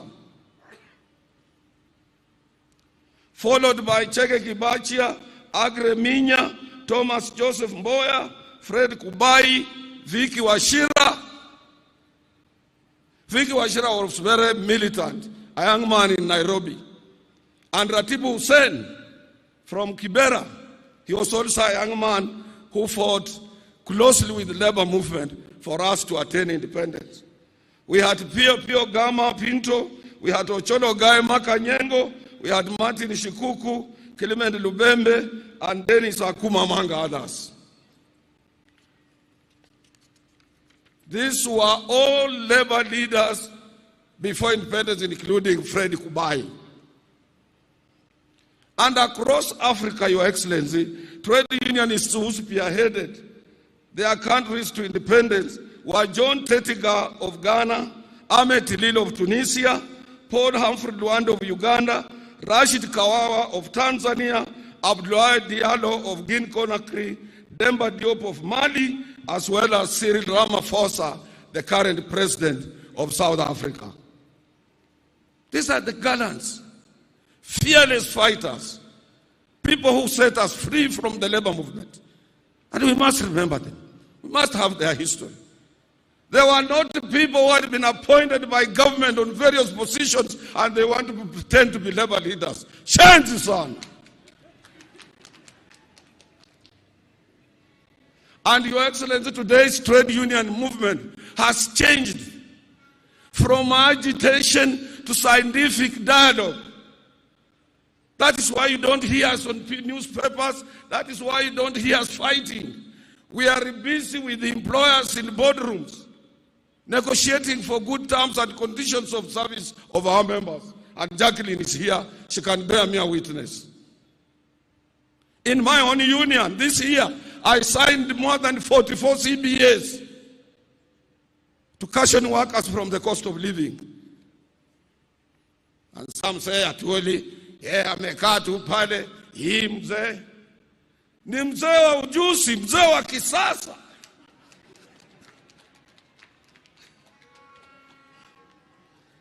We have moved from issues of advocacy, agitation, and so on to impress upon dialogue between us and employers.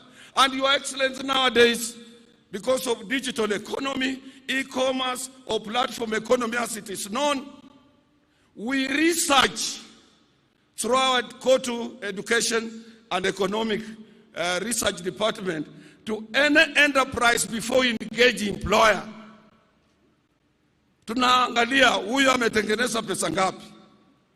Na ile ya juu ndio tunakuja kumwambia bwana, wewe kampuni yako imetengeneza pesa hii umenunua gari, hii umefanya hii umefanya hii pesa fulani, zingine umepeleka Dubai, zingine umepeleka Ulaya, na hizi zimebaki ndio sisi tunataka tugawanyane na wafanyikazi. We don't come to your office to for employers, and Jacqueline is here blindly. We also look at the cost of living, consumer price indices, inflation rate in comparison with the national economic performance. And when we demand, you cannot escape, you cannot run away, because we will go to the industrial court with those facts and we will get what we want, or the employment and labor relations court. Sisi sio wajinga. Tukikuja kwako tunajua una pesa. Kama hauna tunajua hauna. The CBA has about 40 to 30 clauses. We will look into those areas. Other areas we leave financial aside. We leave until we support you to maximize profit, and that profit we will share. Your Excellency, as I'm standing here, we have a slogan that an injury to one is an injury to all. Sister Jacqueline alishikia kidogo hali ya madaktari wetu, clinical officers. Saa ingine usiku hatulali, Your Excellency. Tukisema tutafuta njia gani mwafaka, which route, because you managed us.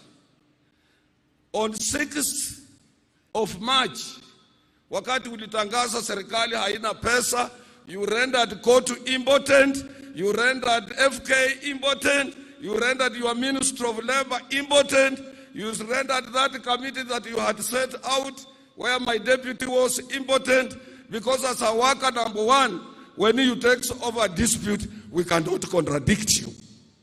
We can't. We have no leeway in any machinery to contradict the head of state. And we must look for channels. Pale unakaa, Your Excellency, sio rahisi kufika. Kule ndani wewe ulikuwa free. Zamani ulikuwa unakuja kwa nyumba yangu nyumbani, unajua familia yangu, ukitengeneza chama chako cha URP, ilikuwa mtu tu unaweza kutana na yeye kwa njia, unakula na yeye mahindi. Little did we know, even we people who are in Azimio, utatoka nyuma upite kwa sisi namna hivyo na uwe president. So that position kukufikia sio rahisi. But I know on each and every issue you have an answer. Hiyo tunakuachia, Your Excellency. Jacqueline Muga amesema tunakuachia. And I know you are able minister. We have been in touch all the time, even the Minister of Health. Hii mambo yote tunawachia wewe. We are all your children. We are all, and we respect you. And you move faster. So Your Excellency, with your own wisdom and advice, Hassan, may God bless you on that. As it is known now in the circle of International Labour Organization as platform economy, and also in other areas it is known as smart economy. Because smart, we use smart gadgets, we use smart telephones, smart iPads, smart computers, smart televisions, and these are the things coming in future. That is from Huisero, where I come from, and from other places, from Coast, from Kilifi.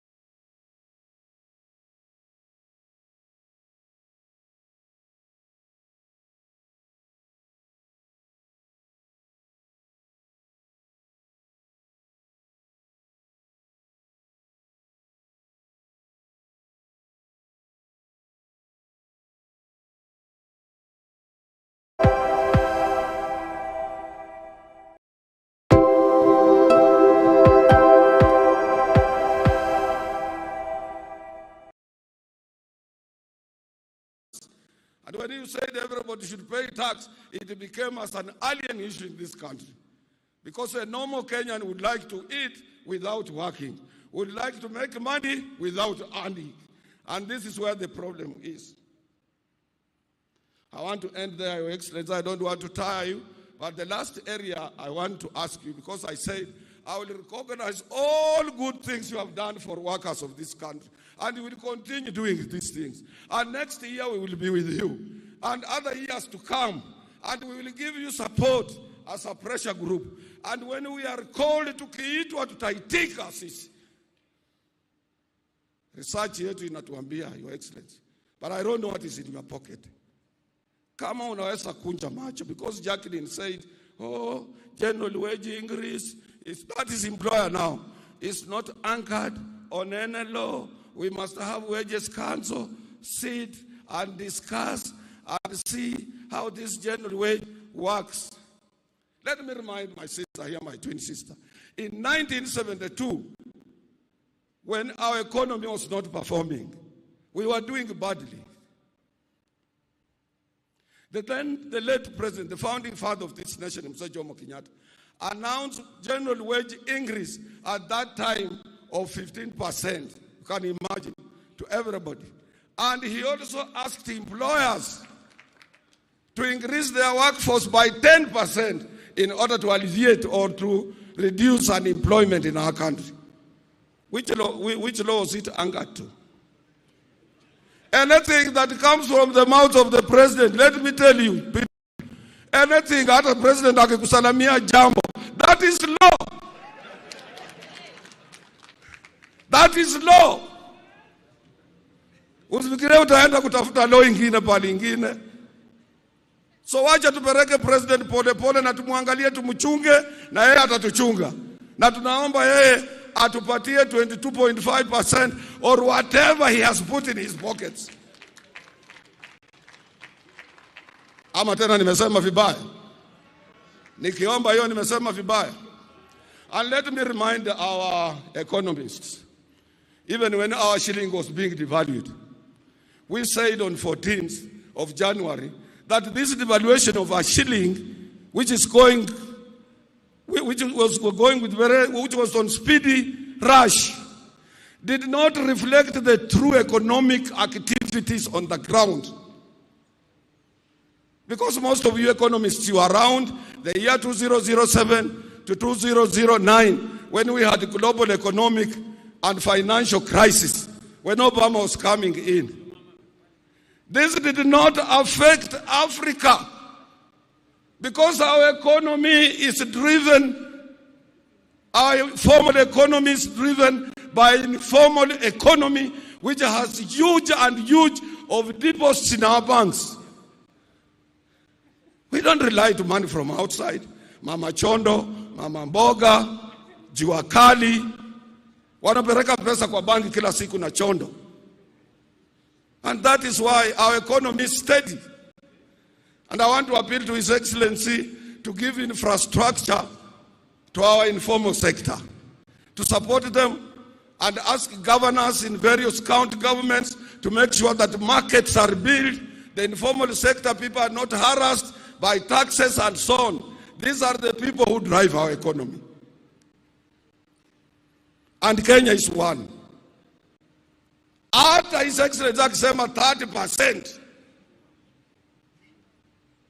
Now we work hard to redouble our efforts in various places to correct the economic anomaly. We will still spur economic growth. We thank you, Your Excellency, the President. May I invite our Honorable Minister for Labor, who has done a commendable job, to make her remarks and follow the rest of the protocol.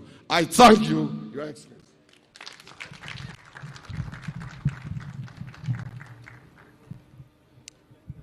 Thank you, Brother Francis Atwoli. Your Excellency, Dr. William Ruto, the President of the Republic of Kenya and Commander-in-Chief of the Kenya Defense Forces, Your Excellency, Honorable Rigathi Gachagua, the Deputy President of the Republic of Kenya, Honorable Judges present, Cabinet Secretaries, colleagues present, Honorable Johnson Sakaja, the Governor, Nairobi County, Principal Secretaries present, the Chairman and Executive Board members of KOTU, Brother Francis Atwoli, the Secretary General KOTU Kenya, Sister Jacqueline Mugo, the Executive Director FKE, Chairs of Committees of Parliament and Members of Parliament present, Ambassadors and High Commissioners present, all distinguished guests, ladies and gentlemen, Hamjambo. It is an honor to mark the 59th International Labour Day in the company of esteemed workers gathered here at Uhuru Gardens, Nairobi. I wish to express my sincere gratitude to you, Your Excellency, Dr. William Ruto, the President of the Republic of Kenya, for honoring our invitation once again to celebrate with workers on this special day. This is a testament of Your Excellency's commitment to the welfare of workers. We deeply appreciate this great gesture. Today, we join hands with millions around the world to observe the International Labour Day, a day in which trade unions celebrate workers and the fruits of their labor. The theme of this year's celebration, Kenya's workers stand for advanced information technology, training to drive our digital economy. It aligns seamlessly with the bottom-up economic transformation agenda 2023 to 2027, as it underscores the need for readiness to adapt to the changing world of work brought about by digitalization. The emergence of the gig economy signifies a profound shift in employment dynamics across the world as countries embrace rapid digitalization of economic activities in e-commerce and employment. The demand for labor in the digital economy necessitates the need to devise new strategies in governance and policy framework for fair distribution of gains and opportunities. The new jobs in the digital and gig economy come with limitations on how work is organized and regulated, with workers having limited job security, restricted access to social protection, career progression, and the lack in the right to organize collectively. Conscious of these challenges, we note that constructive dialogue, drawing the tripartite and other stakeholders, is crucial to ensure decent work for all. We now have a community of practice, and my ministry is collaborating with stakeholders to review labor laws in this regard. Your Excellency, my ministry has put in place additional measures to ensure skills development is responsive to the labor market demand. Our government launched the National Skills Inventory to map out the skills of all Kenyans seeking employment to enhance employability locally and abroad. In the pursuit to address the high unemployment rate, government has continued to engage with other governments who have a high demand for labor through initiating negotiation of bilateral labor agreements or memorandum of understanding to provide safe and orderly labor migration. We have retained foreign employment on top of our agenda, and so far we have pursued and signed 4 bilateral labor agreements, and 7 are at an advanced stage of negotiation, while 14 are in draft form. The aim is not only to provide overseas opportunities, but also to encourage the return of skilled workers with enhanced capabilities. Encouragingly, there are 254,312 active jobs that have been advertised by the private recruitment agencies on the National Employment Authority website at www.neaims.go.ke. Job seekers are encouraged to register through the website and apply for the jobs. Your Excellency, in our quest to foster workplace harmony and acceptable conditions of work, the Labor Inspectorate has diligently processed over 11,000 labor disputes and conducted more than 12,000 workplace inspections and facilitated registration of an additional 334 collective bargaining agreements in the last 1 year. My ministry remains steadfast in engaging social partners, and I once more call upon the healthcare workers and employers to reconsider their position for a win-win outcome. We need normalcy to be restored in the health sector to bring to an end the suffering of our people. In recalling the Durban call to action on elimination of child labor by 2025, my ministry recently joined the Alliance 8.7 on a pathfinder as a pathfinder country and further established 7 county child labor committees to address child labor issues at the county levels. These efforts underscore our unwavering dedication to uphold children's rights to social and educational development. Your Excellency, social protection is a mandate of my ministry, and we continue to implement the cash transfer programs with an increase in social assistance coverage to orphans and vulnerable children and persons living with disabilities, as well as the Inua Jamii program for the elderly persons, where government has committed 28 billion.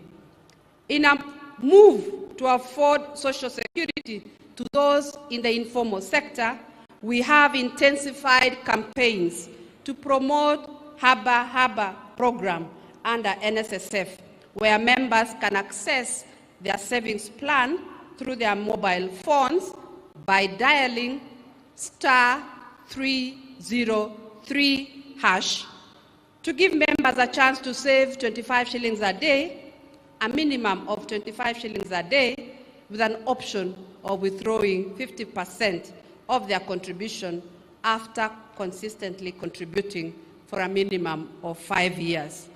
My ministry is also developing bills to enhance the legal framework for protection of labor, which include the Labor Migration Management Bill, the Social Protection Bill 2024, the Work Injury Compensation Act Bill, Occupational Safety and Health Bill, National Productivity and Competitiveness Council Bill, among others, which are at various stages of development. Your Excellency, on the international scene, my ministry has also made good progress towards the ratification of Convention 189 on domestic workers and Convention 190 on violence and harassment. Public participation in public fora and media platforms are ongoing to build consensus, and we will soon present the country position to Cabinet for way forward. I thank all stakeholders involved, including our social partners, for their submissions and guidance. Allow me, Your Excellency, to appreciate KOTU, Kenya Branch, and FKE for their continued support to my ministry locally and internationally. As members of ILO governing body, they have effectively represented the country's interests and ensure that we have the necessary technical and financial support. In comparison to other countries in the region, Kenya has a total of 12 programs supported by ILO. As I conclude, I wish to emphasize the importance of strengthening the social dialogue institutions by increasing the funding to enhance their operations to curb the recurrent countrywide industrial actions. Finally, I wish to state that my ministry stands in solidarity with employers and workers and will guard their fundamental principles and rights at work, as well as ensure social justice for all. We cannot forget our brothers and sisters who have perished due to the devastating floods, those who have been rendered homeless, and the ones in hospitals. Let us all stand with them in prayers as well as support them where we can. It is now my humble pleasure to welcome His Excellency Honorable Rigathi Gachagua, the Deputy President, to make his address and invite you, Your Excellency, the President of Kenya. Karibu, Your Excellency.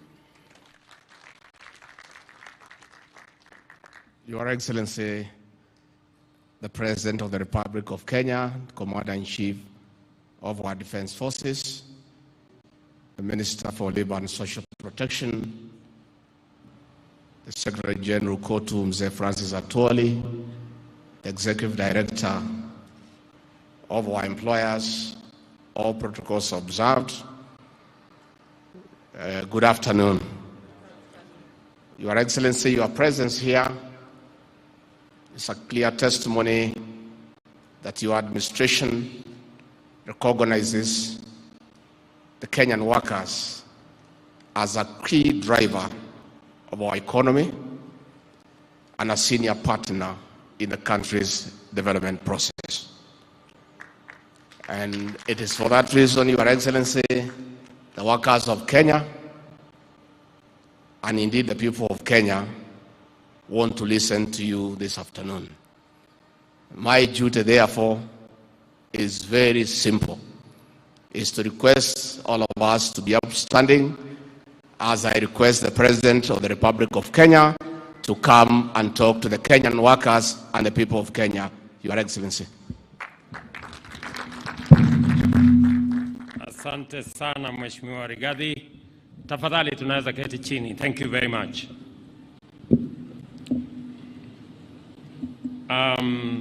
Mheshimiwa Rigathi Gachagua, Naibu wa Rais wa Jamhuri ya Kenya, Waziri Bore, Waziri wa mambo ya wafanyikazi, Kiongozi wa wafanyikazi Secretary General Francis Atwoli, wafanyikazi wote wa taifa letu la Kenya, pamoja na trade unions zote, hamjambo.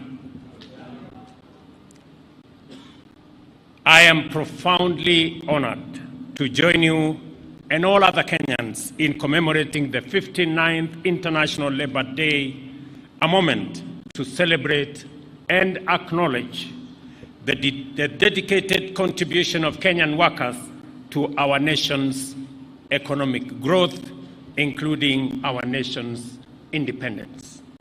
This is also a time to reflect with gratitude on the role of Kenya's labor movement in laying the foundation of our nation's freedom and also prosperity.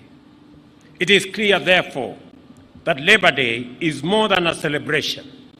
Today, we also honor the labor movement's historical campaign for fair wages and decent working conditions, which continues to inform our commitment to improving the welfare of every Kenyan worker.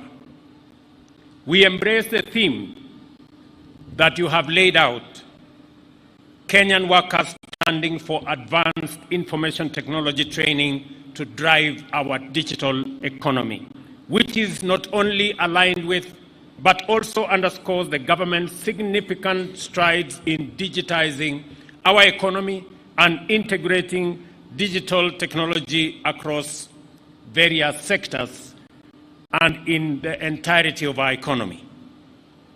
While Kenya is globally recognized for its advancement in digital readiness and inclusivity, there is still much to be done to achieve job creation and increase in productivity.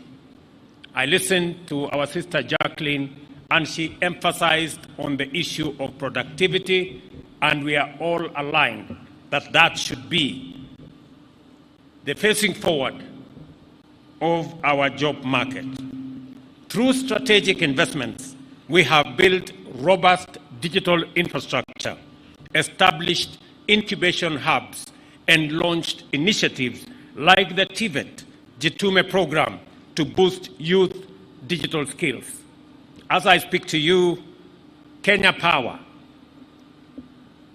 ICTA, and the Ministry of ICT are rolling out the program that will give us an extra 100,000 kilometers of fiber optic and connect 100,000 other institutions, including markets, including schools, including homes, so that we can have a firm foundation to tap into the digital economy, whether it is digital jobs or digital commerce.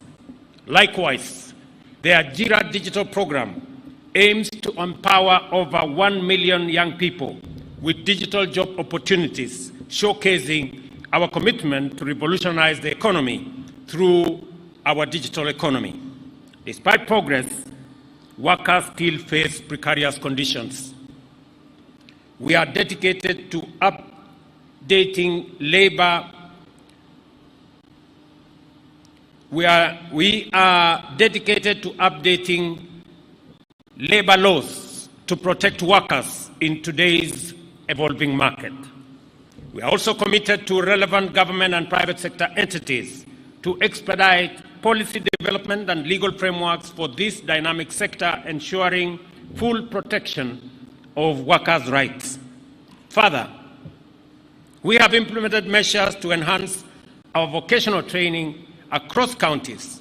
This is aimed at increasing their capacity to equip our workforce with the necessary skills to bridge the gap between available jobs in the market and suitably trained workers for these positions in our ever-changing economy. The pace at which jobs are created in our country is way lower than the rate at which new workers enter the job market. Every year, 1 million workers enter the job market in Kenya, while only 200,000 are absorbed into formal jobs, both in the private and public sector. Labor migration, therefore, is a critical component of our socio-economic development, benefiting both Kenya and counties that welcome our workers. As the Minister has said ably, this is the reason why we continue to negotiate bilateral labor agreements to facilitate safe and orderly labor migration, protecting Kenyan workers' rights and facilitating their access to international job markets. We are at the advanced stage of concluding several bilateral labor agreements with many countries, including the UK, Germany, Austria, Saudi Arabia, among others. Every Kenyan worker has the right to fair pay and a safe workplace. The 2024 Social Protection Bill, approved by Cabinet in January, underscores our dedication to address gaps in social protection, including fragmented legislation, coordination issues, and funding shortages. We are committed to enforcing labor laws and engaging in ongoing social dialogues with unions and workers to uphold their rights. Like every other right, labor rights should align with the public interest and the economy's sustainable financial capacity. Social dialogues aim to enhance mutual benefit and shared interests, recognizing our collective goal of advancing Kenya's welfare. While the right to undertake industrial action is enshrined in the Constitution and labor laws, it must be exercised responsibly with due regard to the well-being of the public, and I urge all parties involved to act in good faith and prioritize the interests of our citizens. Respect for court orders is paramount, and adherence to the legal processes is essential in resolving disputes effectively. We need to tighten our belts and live within our means as a country in order to make more resources available to manage our economic challenges and to invest in goods and services that benefit all, not just some citizens. It is neither just, proper, nor reasonable for any group to make demands that run counter to this imperative, elevate their claims above legitimate benchmarks, or exceed our economic capacity. I want to urge workers, including our daughters and sons who are doctors, that as social partners, we must swiftly address the pertinent issues at hand, ensuring that essential services continue uninterrupted and our commitment to serving our citizens remain unswerving. Looking ahead, to ensure industrial peace and manage disputes effectively, I have instructed the Ministry of Labour and Social Protection to activate multiple wage councils outlined in the 2007 Labor Relations Act. These councils include Council for Seafarers, Protective, General, and Agricultural Wages. They will negotiate minimum wages in different sectors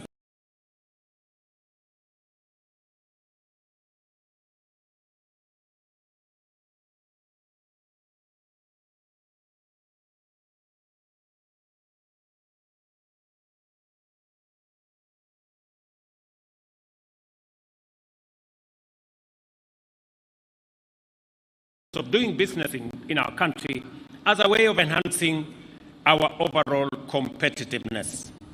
And it is the reason why, listening to both Francis Atwoli and Jacqueline Mugo, I think they are reading from the same script. And they are telling us the same thing. What they are telling us from my reading is that all of us, as the people of Kenya, those of us who have the opportunity to work, those of us who have the opportunity to get a job, we must be productive and we must get fair pay, because Kenya is going to be built by us. Every Kenyan has a responsibility to participate in the building of our nation. We are going to build Kenya with our energy, with our knowledge, with our expertise, with our talents, with our energy, and with our resources. We are not going to build this nation, or we are not going to expect others to build this nation for us. We are not going to expect resources from others to build this nation. It is first and foremost our responsibility. And that is the reason why we must bring into the bracket as many Kenyans as possible to participate in working in Kenya, so that they too can contribute their talent, their energy, their expertise, their knowledge in building our country. It is the reason why I have been deliberate and intentional on making sure that we do at least 3 things. Number 1, we have a deliberate program on how to create more jobs. As I talk to you today, we have 140,000 young people who were not working last year, but they are working this year in our housing program. As I talk to you today here, we have another 120,000 young people in our TVETs, in our ICT hubs today, who are earning salaries, who have a job, a digital job, 120,000 who did not have that job last year. It is because we have been intentional on creating additional opportunities for young people in Kenya to work. It is also the reason why we are reorganizing labor migration, why we are signing bilateral labor agreements, because it is my intention that every year we should be able to send 250,000 Kenyans to work in different parts of the world, so that we can enhance and we can increase the number of people who are working abroad and also enhance our remittances from abroad. I am very happy that from last year to this year, we have increased our remittances by about 50 billion. And it is my intention that in the next 5 years, we should take our remittances from $4 billion to $10 billion. And I am committed, and I believe it is doable, because I can see we are in the right trajectory. Kwa hivyo, kwa sababu tumekuja hapa katika mkutano huu wa wafanyikazi, na mimi pia ni mfanyikazi kwa sababu nimeajiriwa na Wakenya. na nimekuja hapa kuungana na sisi wote, serikali, FKE na shirika ya wafanyikazi, sote tukiwa timu moja. Na ndio nimesema hatuna haja na ugomvi. Ni vizuri tunaweza kuketi chini pamoja. Tunataka kujieleza kwa njia ya taratibu, bila ya msukosuko ama bila ya kupigana, kwa sababu inawezekana tukubaliane. Na ndio nawauliza hata madaktari wetu, tumeweka kwenye meza yale serikali iko tayari kufanya. Kati ya mambo nafikiri 19, serikali imekubali mambo 17. Imebaki 2 kwa sababu haiwezekani kwa mambo ya fedha, na wauliza madaktari wetu warudi kazini. Mambo tutarekebisha, uchumi tutazalisha, na kila mtu atapata haki yake tukisonga mbele. That is what we must do, and we must be brutally honest with one another. Hakuna haja ya kudanganya. Hakuna haja ya kutafuta umaarufu. Tuambiane tu ukweli. Because those of us who are elected as leaders, we are not elected to be popular. We are elected to serve and to transform our country and to work for those who elected us. I find a lot of leaders, they spend so much time trying to be popular. When will you have time to work for the people who elected you? If all the time your focus, your attention, your energy is on how to continue being popular. Leadership and the transformation of the country is not going to happen if we don't focus on why we were elected. And I want to ask all of us, na niwaulize kwa unyenyekevu, kwa sababu ukienda hapa Mukuru, sio mbali kutoka hapa. Hapa Mukuru tunajenga nyumba 14,000. Saa hii inaendelea pale. For those of you who are in doubt, I ask you after this meeting, muende pale Mukuru. Kuna pale wafanyikazi zaidi ya 4,000 wanafanya kazi hapo kila siku. Hapa Nairobi tunataka kujenga nyumba kati ya 50,000 na 70,000 kila mwaka. Ndio wale watu wetu wanaangaishwa na maji na mafuriko na maporomoko waweze kupata mahali ya kuita nyumbani.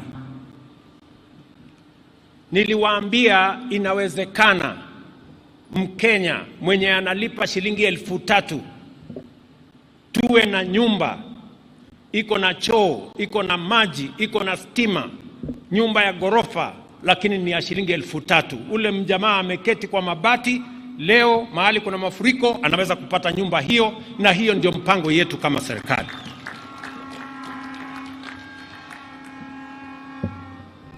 Na kabla ya mwisho wa mwaka huu, before the end of this year, kabla ya mwisho wa mwaka huu, mutaziona zile nyumba nilianzisha mwaka uliopita, kwa sababu nyingi zimeanza kuwa tayari.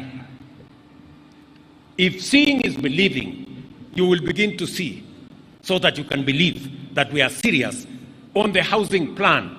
Our intention is at least in the next 5 years, we must create 1 million new home owners in Kenya, people who have a place to call home that we have facilitated.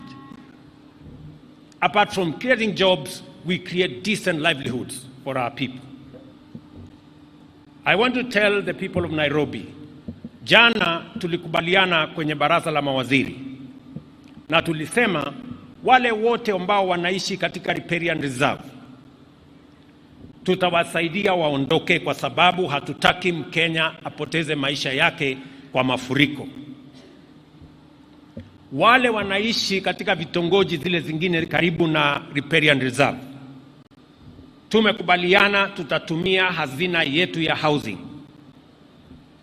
kuwasaidia kujenga social housing, ili hata na wao waishi mahali penye kuna heshima, mahali kuna maji, mahali kuna proper housing.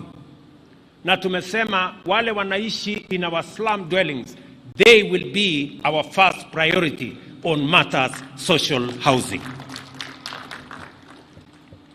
Kwa hivyo nataka niwaulize wafanyikazi wote, sisi wa Kenya tujue ya kwamba nchi hii haiwezi kujengwa kimiujiza, haiwezi kujengwa na watu wengine. Wenye kujenga Kenya ni sisi, nguvu yetu, akili tulio nayo, mipango tulio nayo na pesa zetu, na hiyo pesa inatoka kwa ushuru. Kuitwa Zakayo si jambo, bora tulipe ushuru. Zakayo ni jina, hakuna problem, tunaweza kusonga mbele. Bora tujenge Kenya hii, watu wapate manyumba, tuwe na affordable, tuwe na universal health coverage, watoto vijana wetu wapate ajira. Zakayo ni jina, tuendelee mbele, no problem. Kwa sababu tutakuwa tunajidanganya, na tumejidanganya muda mrefu, ya kwamba nchi inaweza kujengwa na madeni kutoka nchi zingine. It is not possible. And I have to be brutally honest to my fellow citizens. We must face up to the reality. We must build our country with our energy, with our knowledge, with our talent, with our effort, with our plan, and with our taxes. That's how we are going to build this country. Kwa hivyo, na wauliza viongozi wote wenzangu, najua haikuwa imepangwa ya kwamba tutaangalia vile wama tuwe na mpango ya kuongeza minimum wage. That we must do.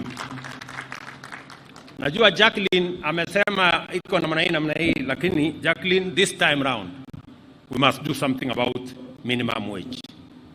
And therefore, kabla sijatangaza hiyo, mimi nataka niseme ya kwamba wale wote ambao sisi tuko na nafasi ya kuwa viongozi, let us try and be part of the solution. Viongozi waziwe ndio part of the problem. Viongozi wote wa Kenya tuko na agenda, tumepatiwa nafasi na Wakenya ya kuongoza. Wakenya wanalipa ushuru, tunataka watoto wetu wasome. Tumeweka mpango mkubwa, wabunge wako na pesa ya CDF, wajenge mashule, wapange basari, watoto wetu waende shuleni. Tuko na mpango ya housing, tuko na mpango ya universal health coverage, tuko na mpango ya digital program ya kuendesha mambo ya digital hubs na kuhakikisha kwamba tunazalisha ajira. Tuko na kilimo, na mimi niliwaeleza bila ya kudanganyana ya kwamba kufanyia maandamano njaa haiwezi kupotea, mpaka tuende shambani tuzalishe chakula ipatikane kwa wingi, ndio tuweze kupunguza gharama ya unga na chakula. Unga ambayo ilikuwa shilingi 230 sasa hizi ni karibu 100. Kwani ni maandamano tulifanya ama tulipatiana fertilizer wakulima wakazalisha chakula? So we must be, lazima tuambiane ukweli. Na hiyo ukweli mimi nitazidi na kusema mpaka sisi wote tuende barabara moja, kwa sababu hivyo ndivyo tutakavyobadilisha taifa letu la Kenya. Kwa hivyo na wauliza, ile mipango tumeweka, wakati nilisimama hapa mwaka uliopita, niliwaomba munipatie nafasi kidogo nipange mambo. Vile mambo yalivyokuwa mwaka uliopita sio vile yalivyo sasa. Dola yetu imekuja mahali mzuri, gharama ya chakula imekuja mahali mzuri, ile interest rate imeanza kuteremka chini, mafuta pia imeanza kushuka chini. Ile kitu tu bado iko juu ni makelele ya siasa. Tunataka pia hata na hiyo ikuje chini. ndio tuweze kwenda mbele kama wataifa. So nawauliza viongozi, tuwache makelele, hasa wale viongozi ambao wanatafuta mbinu na njia ya kugawanya Wakenya kwa misingi ya ukabila. Mimi nawaomba viongozi wote, mimi nawauliza viongozi wote, na washauri viongozi, ukabila haiwezi kubadilisha maisha ya mtu yeyote. Na mkiona kiongozi ambaye anaendesha siasa kwa misingi ya ukabila, huyo ni kiongozi bankrupt, kwa sababu mtu akikosa agenda, kama hana mpango, kama hana plan, anaenda kukwama kwa ukabila, kwa sababu ndio ile siasa duni ya nyuma ya mwisho. Please, mtu yeyote mwenye ako na sera kuja zungumza na Wakenya. Useme housing si mzuri, useme yako ni gani. Useme export of labor si mzuri, utuambie yako. Useme kuzalisha chakula na fertilizer si mzuri, utuambie isalishwe namna gani. Ukuja utuambie utaki digital jobs, watuambie yako. Lakini usikuje kutuambia ukabila. Hawa ni wakabila hii, sijui hawa ni wakabila ile, sijui wale ni wakabila ile. Hiyo ni upuzi na hiyo ni ujinga. And I say it without fear of any contradiction. Tumetoa nchi ya Kenya mahali mbali. And I want to ask the citizens of our country, especially those of us who have the privilege to be leaders, to desist from dividing citizens along tribal lines. That is retrogressive, that is primitive, and that takes us backwards. Tunataka tuende mbele. Tukubaliane, mshahara tutaongeza kwa njia gani? Mapato tutaongeza kwa njia gani? Tutazalisha chakula kwa njia gani? Na ndio mimi nataka sasa nimwambie waziri wetu wa Labor aite kamati ile inahusika na waketi chini, minimum wage tuongeze at least minimum by 6%, na mtaniambia vile hesabu hiyo itafanyika. Alafu pale mbele tutaongea na nyinyi vile mambo itakavyo kwenda mbele. As we commemorate Labor Day, let us rededicate ourselves to doing our best and contributing our utmost to enhance the welfare of every Kenyan. Thank you very much. God bless you. God bless our great nation, Kenya. Asanteni sana. Tumpongeze Rais kwa hotuba yake. Asante sana Mheshimiwa Rais kwa hotuba yako. Na kwa sasa tumefika mwisho wa sherehe ya leo. Kwa hivyo naomba mahali tulipo tuweze kusimama ili tumalizie kwa wimbo wa taifa. Kwa hivyo naomba sote tusimame wima mahali tulipo tumalizie kwa wimbo wa taifa.